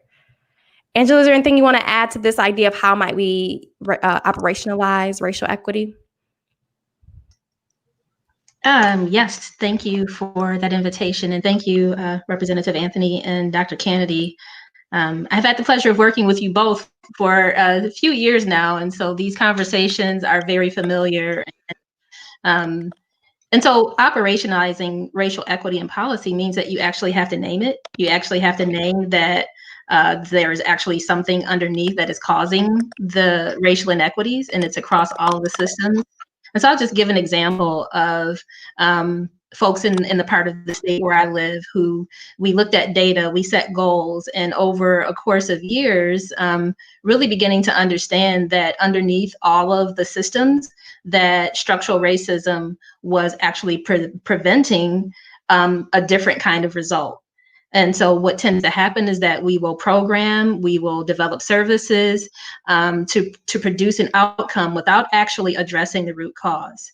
And so what ultimately happened is that leaders across multiple systems decided that rather than work in silos, they actually wanted to work together and acknowledge that structural racism was actually the target of and the focus of the work, and that there was no way to program themselves out of racial inequities without actually understanding how policies had actually produced those results, how the practices within an institution reinforce and exacerbate those results. And so one is even just understanding that you have to collect data in a different kind of way. That's the beginning of policy transformation. If you don't actually understand what's going on inside your organization, your institution, or your system, it's really difficult to name what the root of the problem is, and then to actually move to a solution as that root cause, as opposed to solutions that address the symptoms. An example is if we know that police are arresting youth at a much higher rate for Black youth than white youth, what is actually contributing to that? And I'm hearing that there are some legislators who would it's about personal responsibility. It's what's happening with that youth and the choices that they're making, without actually looking at how policing is structured in the community, which neighborhoods are targeted, what services are offered to young people when they do interact with the law. So if you look at how even within human services and social services, how disparately resources are actually provided. And so, like, I didn't understand that even in social services, that certain communities get access to things like car vouchers and the type of job training and skills that actually lead to higher wages and stacked credentials, and other communities are getting just the basic needs met. So even how we distribute public resources is going to impact the outcomes for people. And I think we have to be willing to name that, again, that there are people who benefit from systems the way that they are, and that we have to have a different kind of accountability. And so that's why organizations like Black Lives Matter exist. because we can sit at tables and people will come to lunch and we will look at the data and we will look at policies, but ultimately it's the action that matters. And that's another thing that resonated with me about the task force that Dr. Canady is on, and the work that Representative Anthony does, is that it's action oriented. It's how you actually are looking at dismantling the structures and shifting resources in a way that you're not continuing to invest in the harm. So when I look at, say, for example, Michigan State Police, it's roughly 1 to 5% of the budget, depending on if you're looking at general fund or discretionary. But in my community, 30% of the budget is going for law enforcement. So our budgets are policy statements. They are moral statements. And when you invest the level of resources in a local community that says we see these people as criminals, and our solution to the problem is to actually militarize our police force, is to actually approach our communities as war zones, to actually view those people as criminals, as opposed to how do we actually embrace and invest in communities in a way that actually creates better health outcomes, that creates better educational outcomes, that actually meets people where they are and sees them as whole human beings worthy of investment. Absolutely. Thank you. So I Go think ahead, shifting Doctor. policies to actually be more humane, like it has to be at the core, and we actually have to look at systems in a way that are about healing and about justice. Thank you, Angela.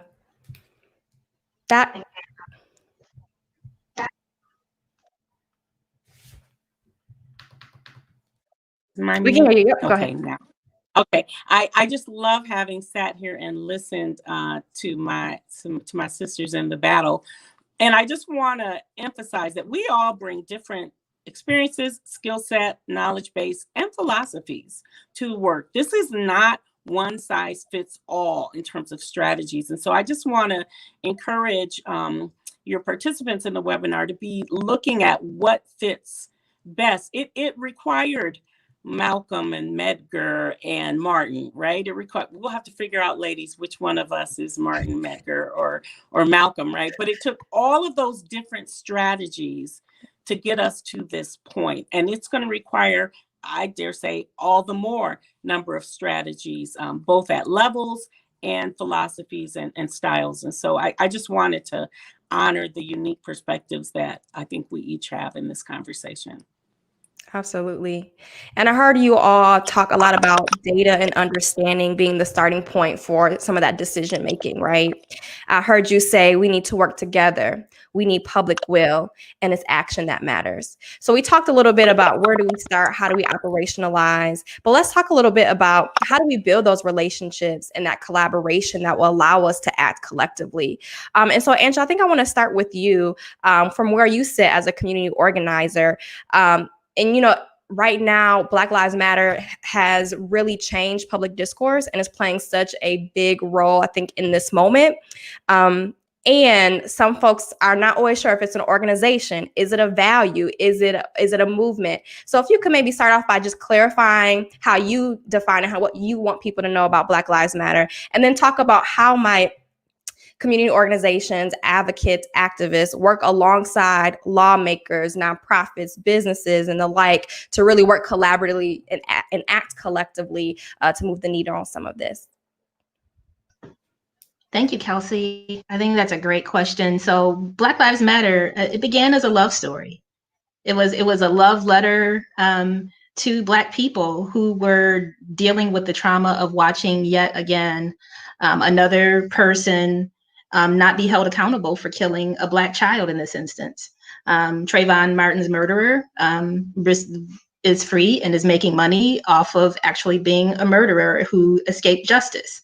And so that heartbreak led to a love letter, which led to a hashtag, which led to a movement, which led to the creation of a global organization. And Black Lives Matter is a global organization that is made up of people like myself and not like myself, all ages, all walks of life. We are as diverse a group of Black people as you could possibly imagine, but we do our work in our local communities. We have connected our communities across Michigan by creating the first statewide Black Lives Matter chapter in Michigan.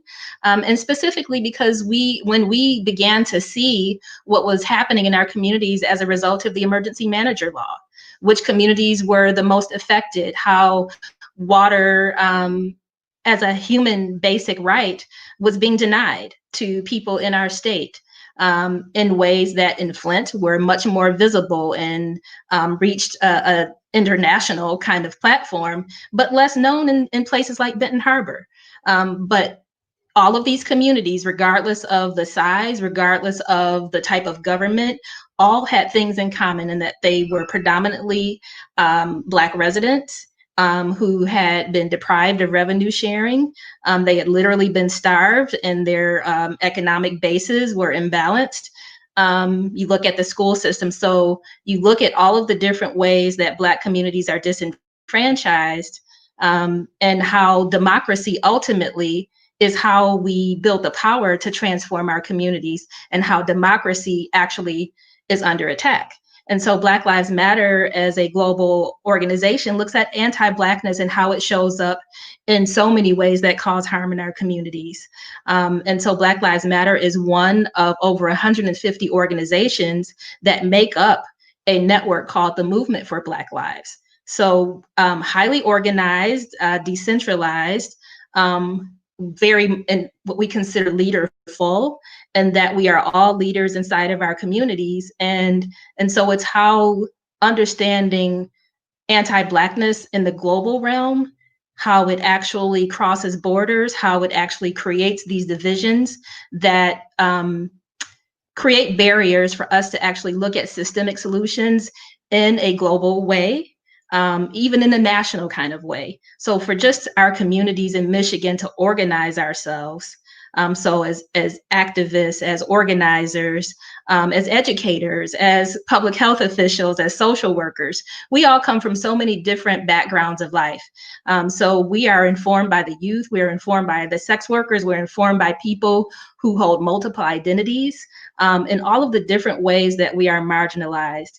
And that is actually how we organize ourselves, so that the people who are the most directly impacted, the people who get pushed furthest to the margins, are actually those who are driving the conversation and how we organize. So absolutely, Black Lives Matter is an organization.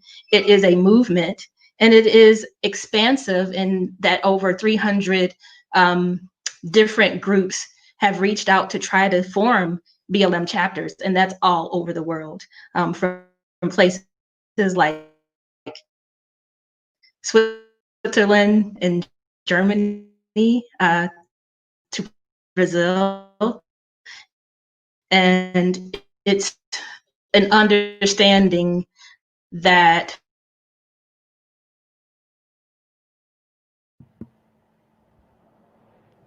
I think, Angela, your audio is going a little bit in and out, but I think you started naming some other countries that have reached out and are starting Black Lives Matter chapters to really show this really is a global movement and commitment to Black lives and racial equity.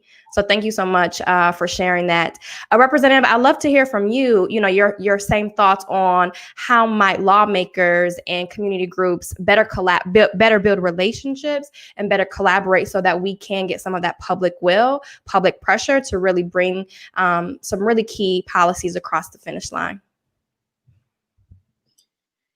Yeah. I think communication is always just important, right? So oftentimes I feel like everyone assumes where individuals are, right? Whether it's policymakers, where it's community leaders, that we just put people in a box and say, of course, Black Lives Matter leadership won't want to meet with a conservative Republican from the west side of the state. Of course, that conversation could not happen. And I think a cool space that I like to occupy is actually forming those tables to have those conversations. Because, I just a quick example, one of my more conservative white colleagues, you see how much I just talk to people? When people say people don't work across the aisle, I do.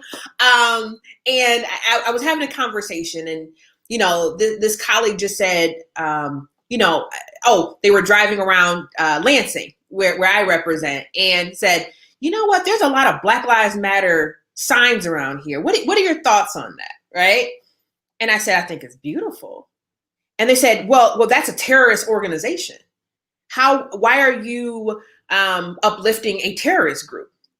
And I said, I don't see it like that at all. I see it as a love letter to me saying that I matter.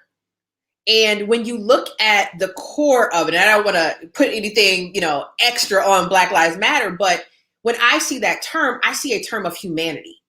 That can you actually acknowledge my humanity as an African American?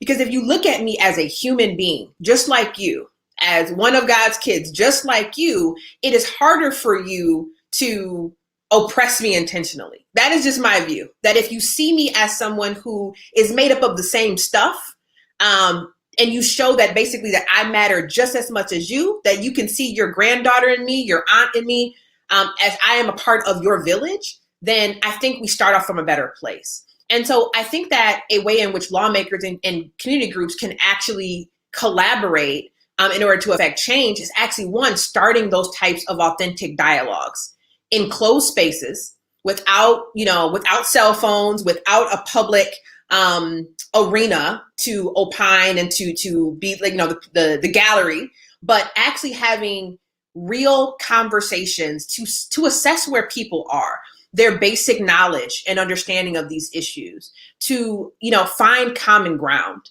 I think that's becoming a lost art, is to actually do that and to assess where things are. The other thing is, I think, the art of negotiating, right? So I'm a policymaker, right? And I don't get the majority of what I want in the legislature, right? But I think that being able to create spaces for collaboration and negotiation. But oftentimes, I feel like from many sides, we go in with it's either all or nothing. And that is not a space, at least from a policy perspective, that is real.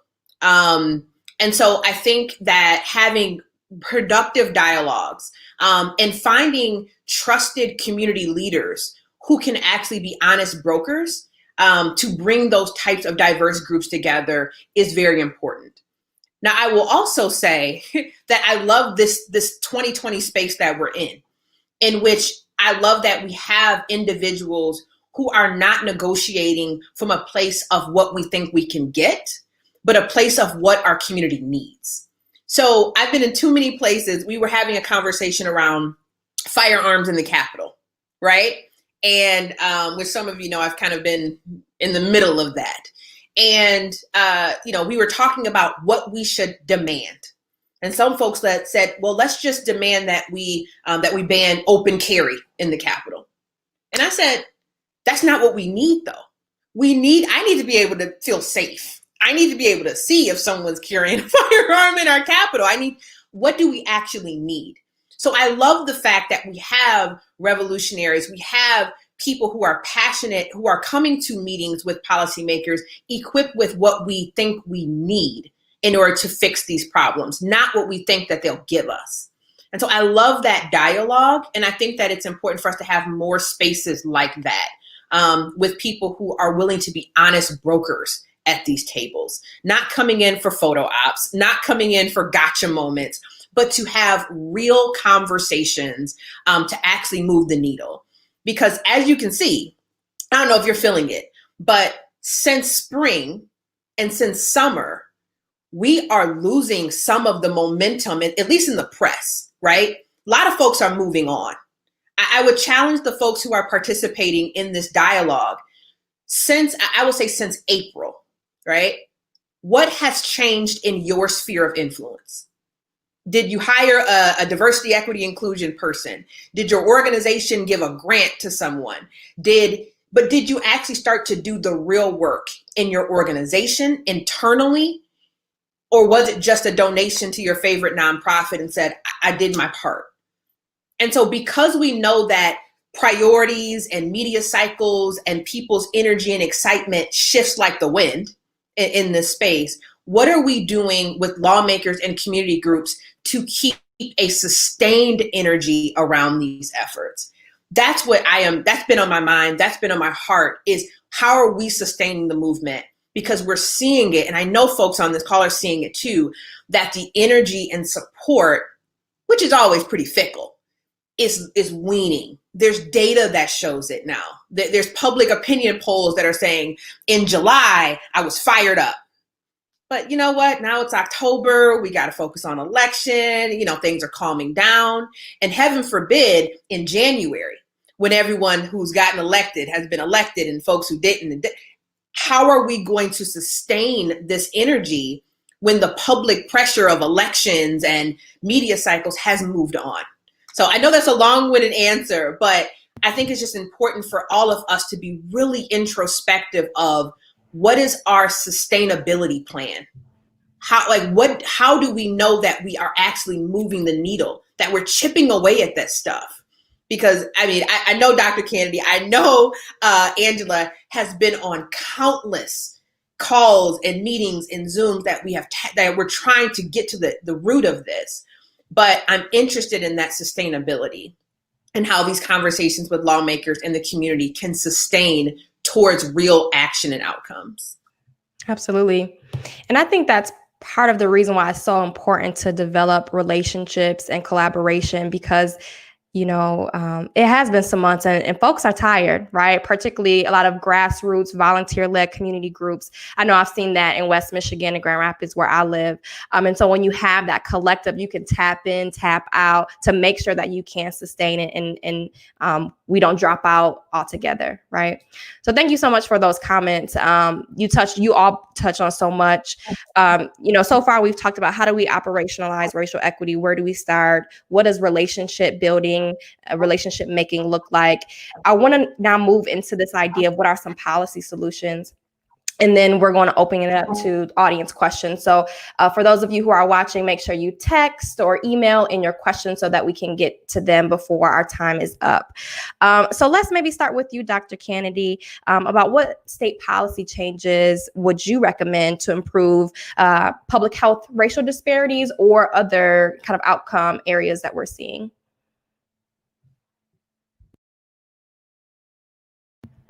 One second. I think you need to unmute. I think you're still muted. There you go. There you go. Okay. Yep. I think reiterating some of the points that our Lieutenant Governor made. I mean, Michigan has been really bullseye focused on policy. This issue around extending the benefits for pregnant moms vitally through the 12 months after their delivery, hugely important. So those types of really tangible things, addressing the work requirements, and you know, a lot of my work is in maternal child health, so that's my bias there. But even SNAP benefits, we've dealt with before. If you had a history of a felony conviction, you weren't eligible for SNAP benefits. So you're just going to get out and be undernourished. This is this issue again about the choices people have, and how do we deconstruct systems that are limiting people's choices, tying their hands. And so I think we've been really progressive in thinking about things. So it's not just, I think, what we're doing, but also how are we doing it. And I commend Representative Anthony for the very tough role of having conversations across the aisle. I mean, we've really lost in some spaces a sense of civility, and people don't want to listen anymore. That's an important aspect of dialogue as a methodology for change, is deeply listening, so that we can say differently, we can hear differently. And so those types of things, along with whether or not we make equity assessments a requirement by law, or whether we say it just becomes a practice that's encouraged. And just to comment, the idea about implicit bias training, someone asked the Lieutenant Governor, and I believe that the training that was selected initially was from the Covey Company, the former Stephen Covey Company. They have an online module, 3 modules, and I believe that's what our state employees are using right now. But Laura is also looking at a process for evaluating other training. So again, this whole one size fits all, we're looking at a process. I happen to be on their advisory committee for what are the other resources. Now, everybody's saying health equity is not meaning health equity. So we want to make sure that there's quality, that it's meeting the expectations that we're setting as elected bodies and as volunteers supporting our elected officials. And so much of the outcomes are based on how we do what we typically do in addition to doing new things. And so I just elevate those few accomplishments that we've already had as a state. Thank you. And Rep, what bills are on your radar? What bills have you seen maybe this year that you believe can address racial inequities? There are so many. That's good. There are so many. I mean, I will say, so I'm on the executive board of the Michigan Legislative Black Caucus.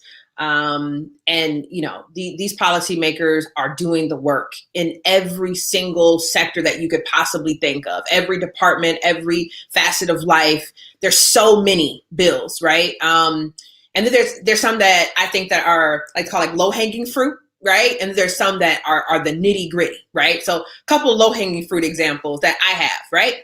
Natural hair bill.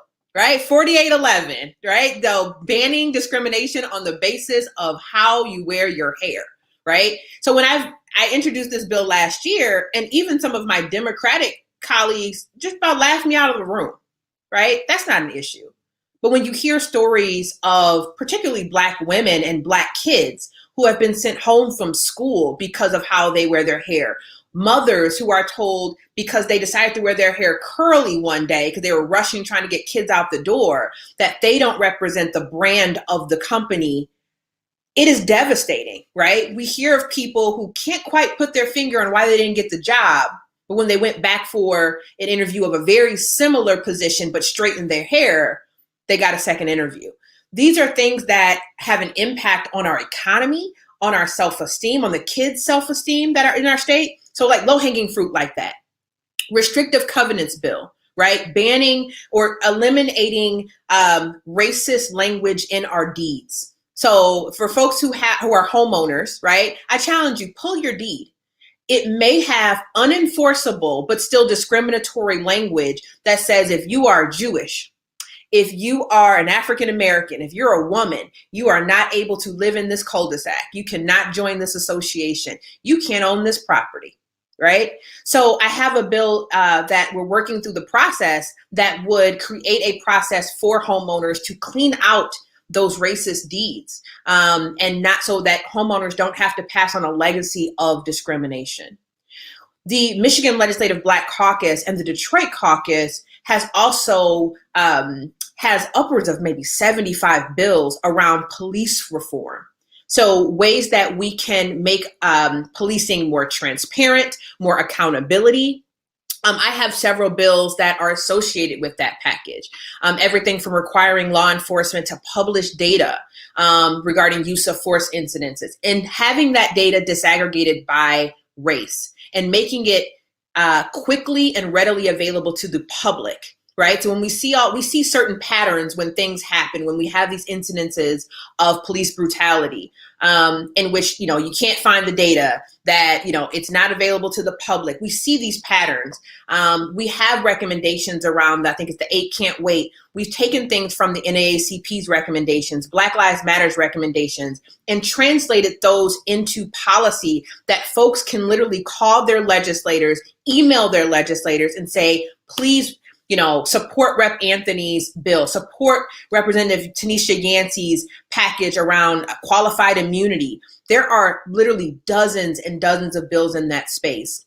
And so we have so many of them. One that I'm glad is not an issue in Ingham County, but I would like to see happen across the state is prohibiting volunteer law enforcement officers. So these are folks who are not trained necessarily to, you know, have a badge and have, you know, but they are policing our community. right? That they're going around with a possibly like firearm and saying that I am representing a sheriff's department. So our sheriff's department in Ingham County eliminated volunteer law enforcement, but I like to see that across the state. It just seems like a recipe for disaster. So, but there are so many bills related to, again, healthcare, housing, food, law enforcement, so many bills. And so and I have a comprehensive list. So if anyone wants to email me, I can provide the ones that I've been working on and some of the ones that the Legislative Black Caucus is working on.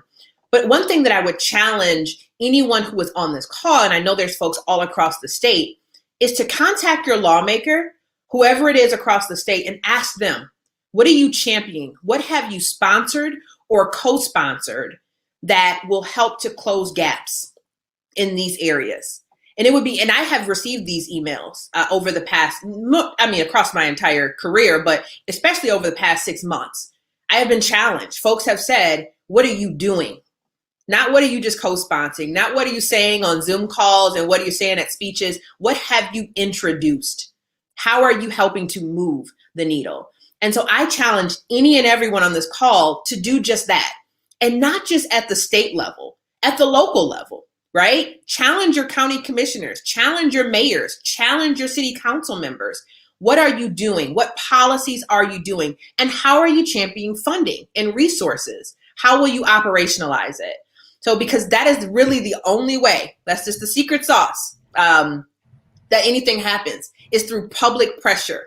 I always say this, and Dr. Canady will probably laugh at me because I say it probably on every single Zoom that we are on, but the thing that lawmakers are the most afraid of is people showing up.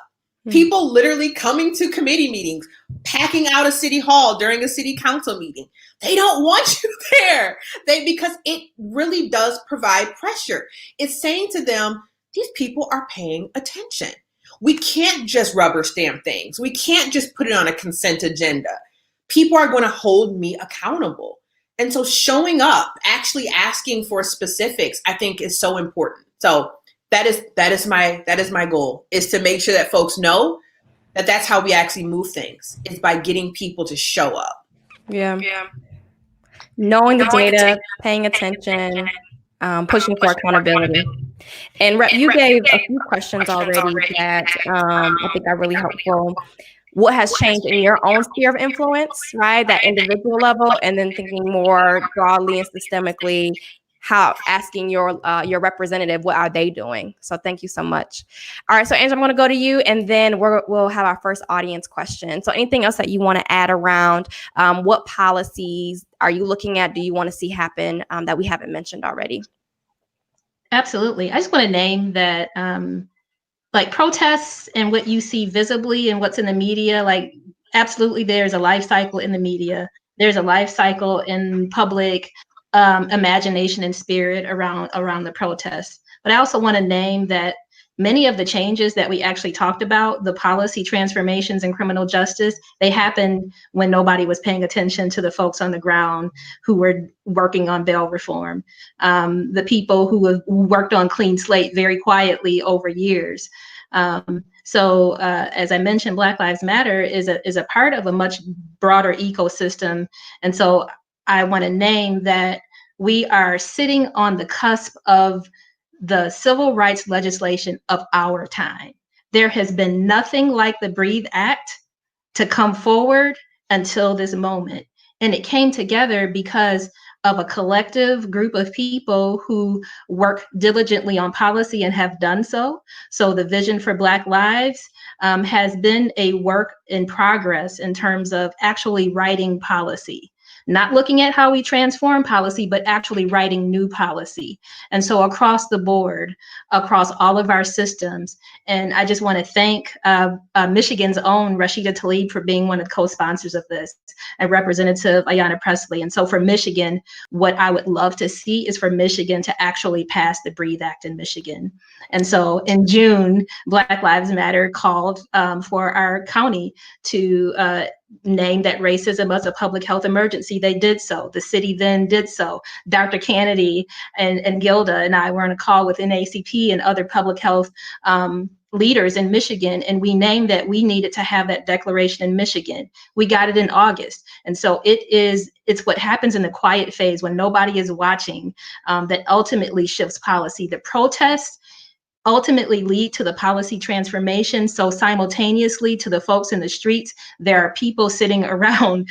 There's Zoom meetings right now who have been writing this like really stellar piece of legislation that's really the most beautiful legislation that I've seen, and written it in such a way that it provides a pathway for states as well as local communities.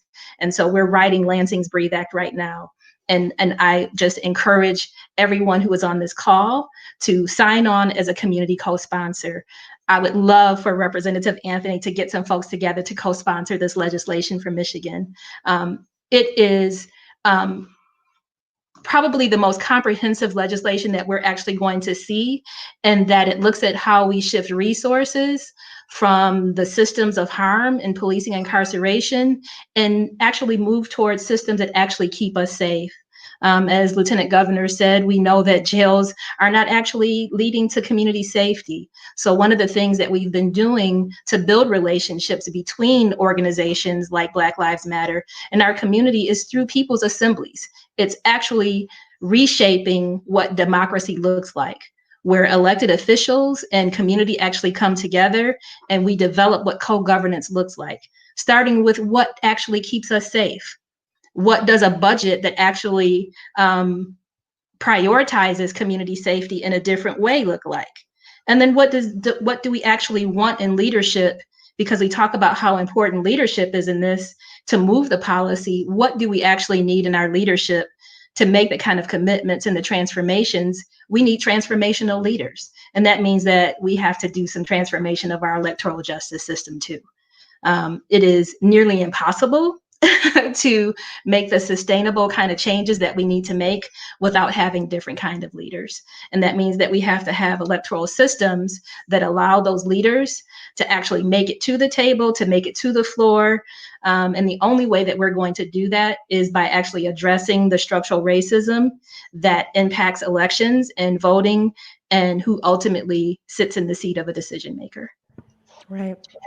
Thank you so much. You all are just bringing so much wisdom and insight and gems and call to action. So thank you, thank you, thank you. Let us go to our first audience question to make sure we can fit in a few before we close. So the first question is there a FOIA reform in the works that will make police misconduct visible to the public? Thank you, Julianne, for this question. I will say there is. So I talked about that, couple dozen bills that the Michigan Legislative Black Caucus is championing. That is one of the bills. I don't know if it has already been introduced and has a bill number, or if it is in draft form waiting to be introduced this session, but I can find that out for you. Thank you.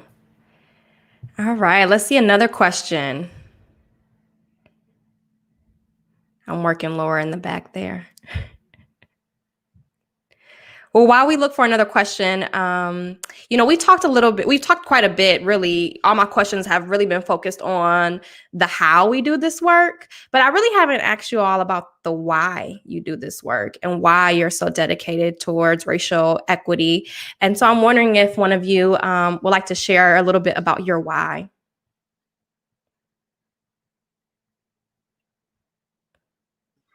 I'll share my why. I was waiting for somebody to come off mic first.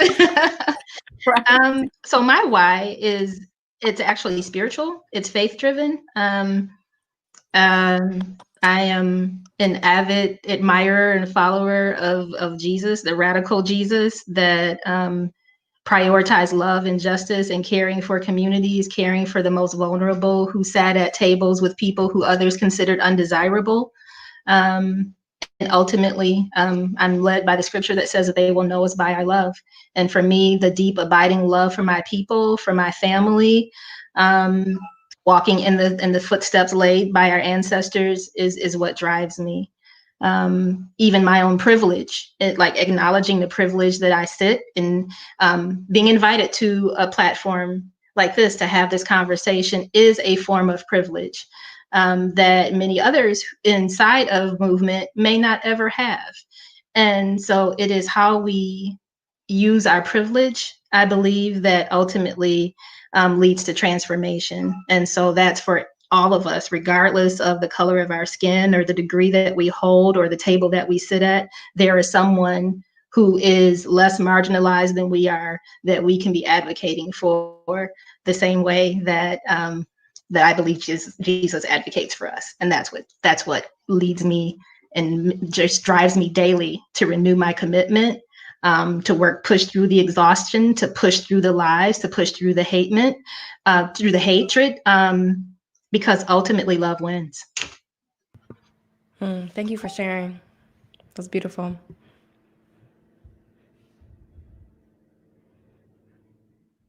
Renee, you're on mute. All right, well, let's hit this question, and then Dr. Canady, we'll ask you a little bit more to if you could share your why. So this is related to the kind of that bridge building again. How do we work with policymakers, bridge the ideological divide that may not want to talk about race? This is a really, really great question. I think a little bit of the elephant, or no pun intended, in the room. So who wants to tackle this one? For folks who don't want to talk about race, how do you even begin to bridge that gap?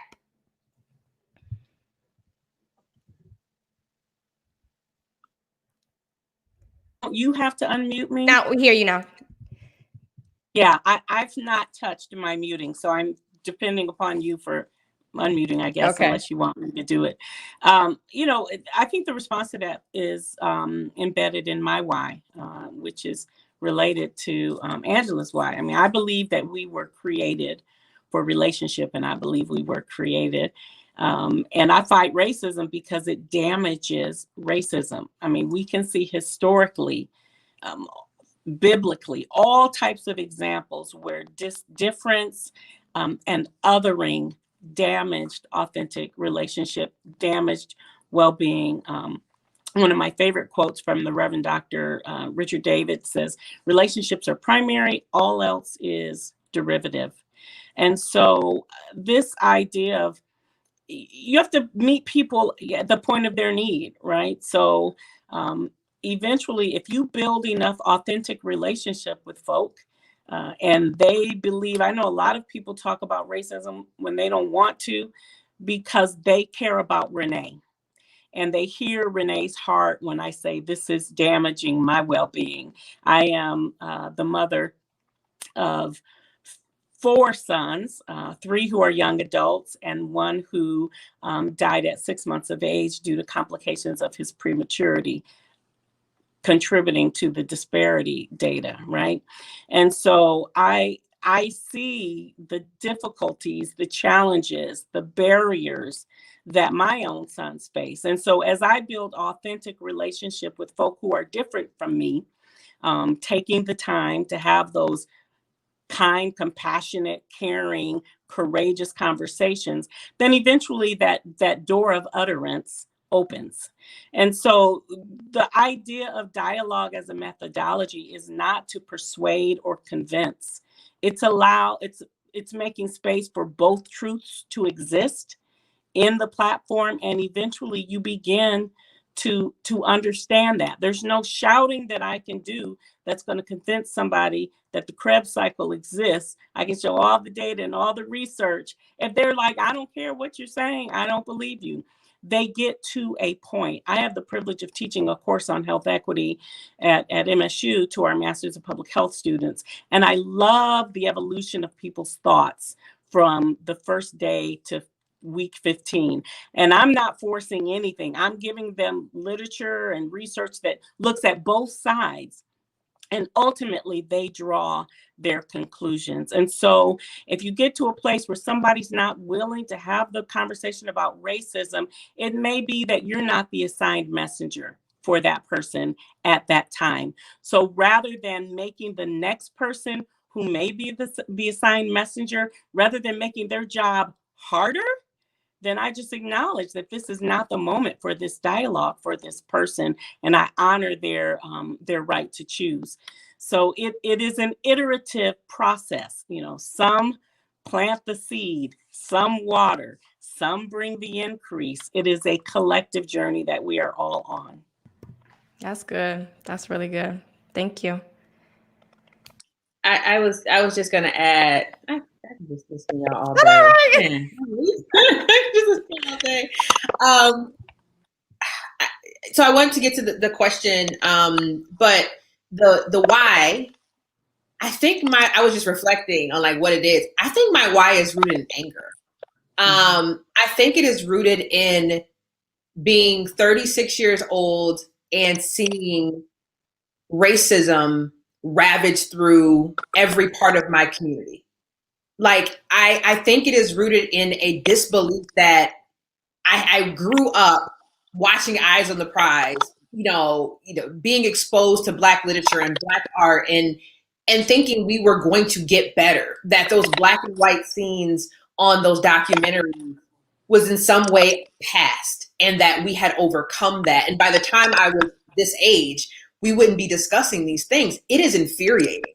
It's infuriating to know that we could have prevented thousands of Black lives dying at the hands of COVID-19 if we had tackled the disparities in healthcare years and years ago. It is infuriating what this criminal justice system has done to break up Black families. The fact that we all have an uncle or a cousin or that was just absent from the family unit and what that has done to generations of families all across our community. I mean, it is infuriating that I know so many overqualified Black and brown folks who can still not reach the economic potential that we know that they have all the degrees, they have all the experience, but because of the color of their skin, they are put in positions that they should not be. That is infuriating to me. So that really is like the engine that fuels me every day is anger. And I hate that that's anger, but it's just true. But going back to the question, when we talk about like how policymakers can bridge that ideological divide, I come from the college access space. And I remember like my first year, I worked at the Michigan College Access Network, and I was convinced that we could win people over about why they should care about college access and particularly closing gaps for low income and first generation college students and students of color by the moral argument. I thought we could win hearts and minds with the moral argument. But what I realized is that the world doesn't work that way. And some people, regardless of how much we tell them, how much we show them, how much they love us as individuals, they will not get it unless you craft the argument to what they care about. Whether it is the economic argument, right? So we see the criminal justice reform strides that we've seen at the state level and the federal level. A lot of that, people are coming to that place of we have to do something, not all with the moral argument. Some of it's the financial and the economic argument, right? This doesn't make sense for our system anymore, right? And so I think being savvy enough to make the right argument about why race matters, about why closing gaps is going to help everyone, I think is the approach that I've been able to take in order to move the needle. And sometimes it's not, we can't shame everybody into caring about stuff. Sometimes we got to say, this is also a pocketbook issue and you're going to do a little better if we all do a little better. And that's just, I think, where I have started to see at least some change happen at the state level. Thank you. So we're going to ask one more question, then Dr. Canady will come back to you. We're kind of muting mics in the background just to get rid of any background noise, but we'll make sure we unmute yours. I think we can hear you now. You want to test it? Yeah, I was gonna just make a quick point to add on to Rep. Anthony. In public health, there is the moral persuasion, there's the health behavior, there's education, but there's also legislation. When we got to pushing laws about clean air and smoking policies, about seat belts, about child protective seats in cars, that was because everybody wasn't an early adopter. Everybody wasn't agreeing that it's morally right to do these things. And so you have multiple strategies to get us to a place as a society. Well said. Well said. So we do have about 5 minutes left. And so I would like to kind of wrap this last question in with kind of whatever closing remarks that you might have on the topic. I've been taking notes this whole time. So you all have given plenty of calls to action, plenty of gems, plenty of resources, questions to ask ourselves and kind of take next steps. But I want to make sure if there's anything you haven't already listed, that you have a chance to do that in your close. And then if you might also think about how, and this is Angela and the rest of the panel, how can we push our policymakers to participate in that truth and reconciliation? I fear we will forever be spinning our wheels if we do not get everyone engaged. So you might address this as well as give us kind of some of your closing thoughts. And we'll start with you, Angela. Thank you, Chong Anna, for that question. I think pushing doesn't work. I think that's the thing, is that when people feel like they're forced to do something, or that it's punitive in some way, that it doesn't get done and it becomes like a checkbox. And so I think for activists and organizers, for policymakers, for those of us who are holding this racial equity work, and it's how we extend invitations. And I think Representative Anthony hit on it. It's how we meet people where they are, but first being willing to listen. I think we come in wanting to make a point. We know that this is what's right is right, and we want to move people closer to what we hold as truth. And what I'll say is that truth and reconciliation processes have been held in the global space as well as in the United States. And what we've heard from those processes is that you get the apology, people have named the harm, and then it's over, and it hasn't actually addressed the harm. Nothing has changed. People are sitting with an apology, living lives that materially have been unchanged. And so what I love about Truth, Racial Healing, and Transformation, that it specifically looks at the policy transformation that actually has to happen, but approaching that through relationship. One of the things that we know about policy is that we tend to look at data, we tweak it, we have really no way of knowing or predicting kind of what the impact is going to be. Like, I would love to have some way of being able to create like a modifier or a script that you could kind of see if you input this policy change, to be able to model what the impact might be before you actually make it. I haven't seen that exist anywhere yet, but all the science people out there, like, you could be working on that. We need to make better decisions on the front end.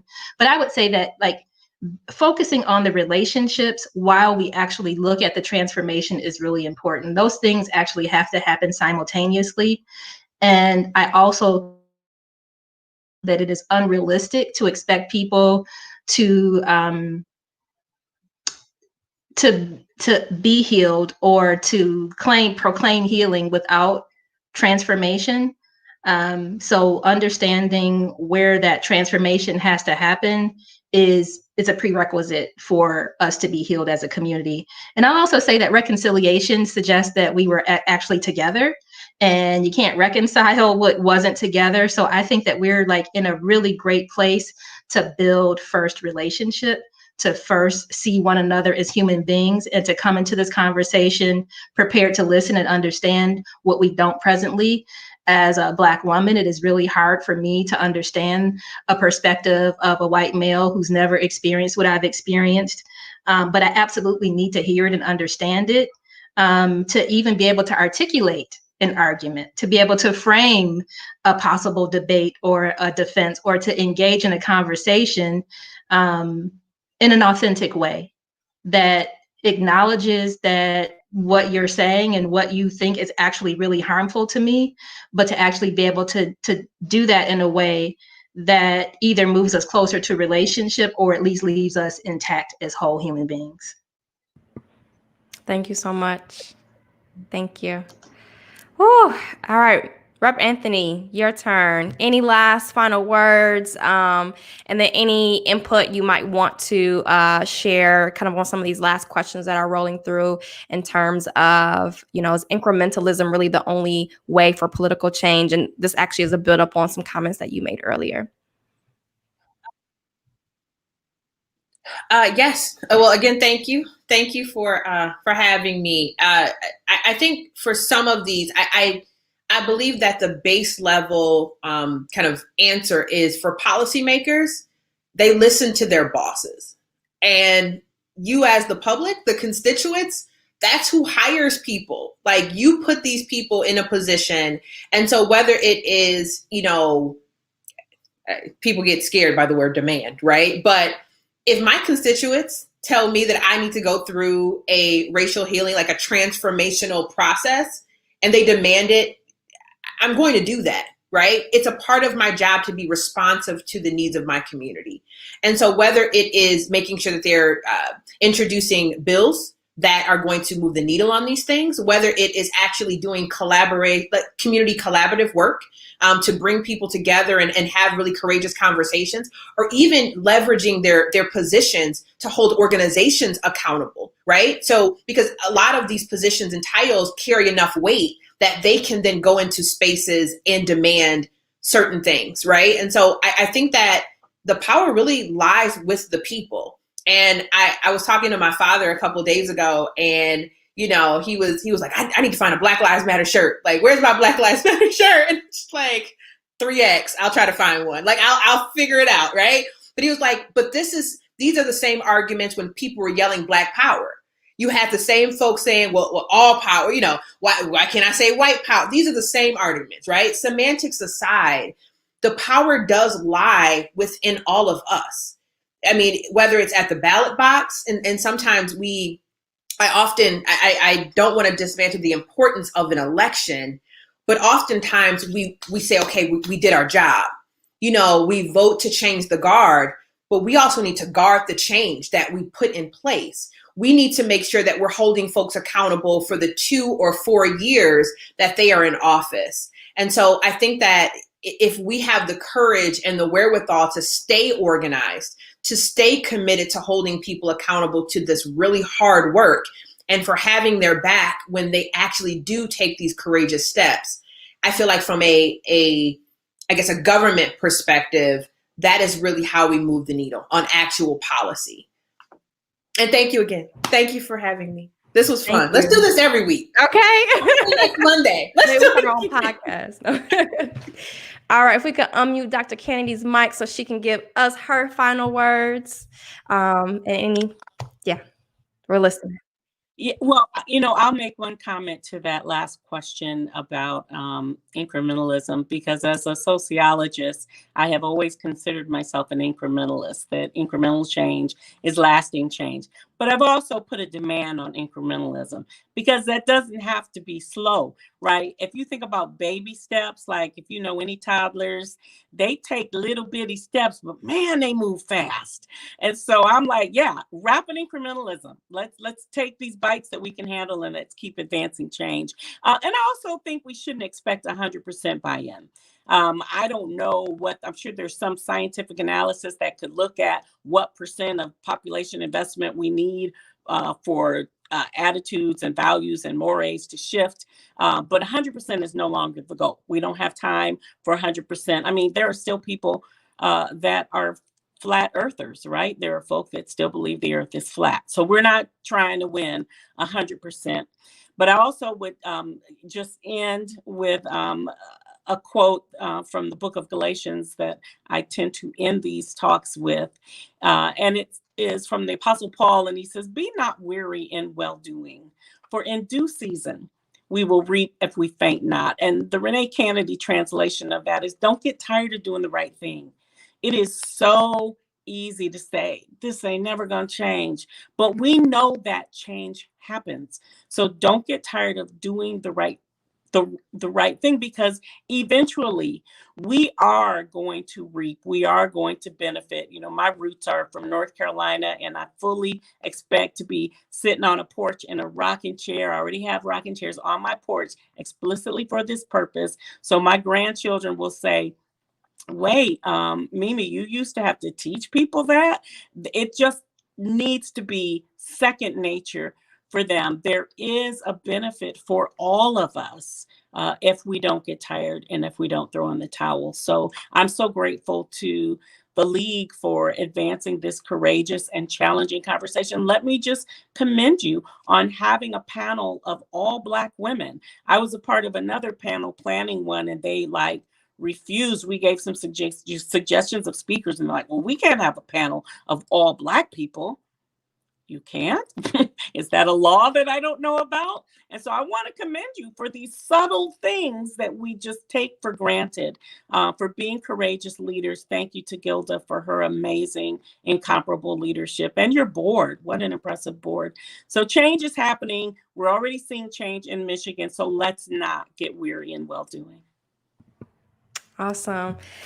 Thank you all so much. Many, many, many applause to you three. This was amazing. Thank you for allowing me to share space with you. And I am intellectually stimulated. I am spiritually just touched. Thank you all so much for your leadership, your wisdom, and for all you do for Michigan. And I'm now an official fangirl of all of you. You will see me stalking your accounts more regularly. No. But thank you so much. So we're going to transition now to Gilda, and she has an award to present to an amazing organization that embodies so much of what we talked about, from the power of relationships to collaborative work to policy making. So I'm handing it off to you, Gilda. Thank you. Wow, thank you, Kelsey. Thank you for facilitating this amazing panel of unbelievable women and leaders. Oh my God, I am so enthused and inspired. So as you said, there is an organization in Grand Rapids that embodies everything we've been talking about today. And I am so honored and privileged to be able to award the highest award that the league gives. It's called the Sharon Parks Award, who was a longtime policy leader and director at the league. We're giving this award to the Urban Core Collective, which is housed, as I said, in Grand Rapids. It is cutting edge, it is innovative, and it's made up of 6 community groups. And they have been working on behalf of Black and Brown people in Grand Rapids since they started about 7 years ago. They focus on using a collective voice. They bring together leaders of color to move really important community issues, to dismantle oppressive systems, to incubate new ideas, and then to influence local policymakers. UCC has successfully worked on public safety, gentrification, and environmental social justice issues, just to name a few.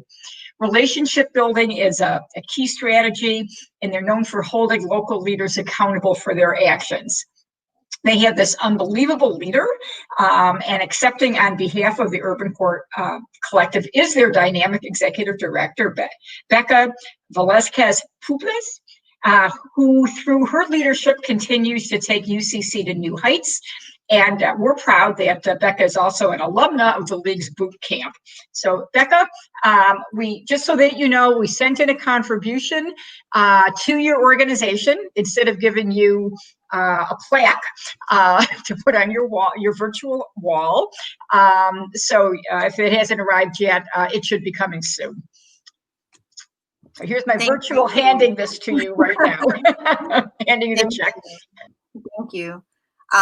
Thank you, Michigan League of Public Policy, Gilda, and the entire team. This is an honor to be recognized, but this work is work that has been going on for a long time from all over the country. And so, you know, I accept this on behalf of not only the Urban Core Collective and the 6 organizations who had the vision and foresight to say, you know what, we need this in our community, but all of our neighbors, all of our community members, and all of our grassroots and movement makers from across the country and throughout Michigan who are doing work every day. And this, the speaker said it, you know, we have to keep on. This is important work, and we have to keep moving this work forward. So thank you so much. It's a great honor. And thank you to the League for all of your work and bringing us into this conversation. So we appreciate you. Thank you, Becca. Thank you so much. Just a few moments to just close. We've learned through this discussion now for the last couple hours that policy really does matter. And the way that we are going to move policy as part of this movement that we've talked about today is because voting matters. And we are on the precipice of very important elections, both locally and federally. And I guess my big policy ask of everybody is to please vote. And if you haven't received an absentee ballot yet today, it's still by today. It's you certainly have plenty of time to get an absentee ballot, to vote, to be part of this process that will push forward progressive policies that can address so much of what we heard today. So thank you all for coming, spending a big chunk of your time with us. And we are, as an organization, always available to you and for you. And we want to thank our legislators and all of our partners and our funders for being an important part of our work. So thank you. Enjoy the rest of your day.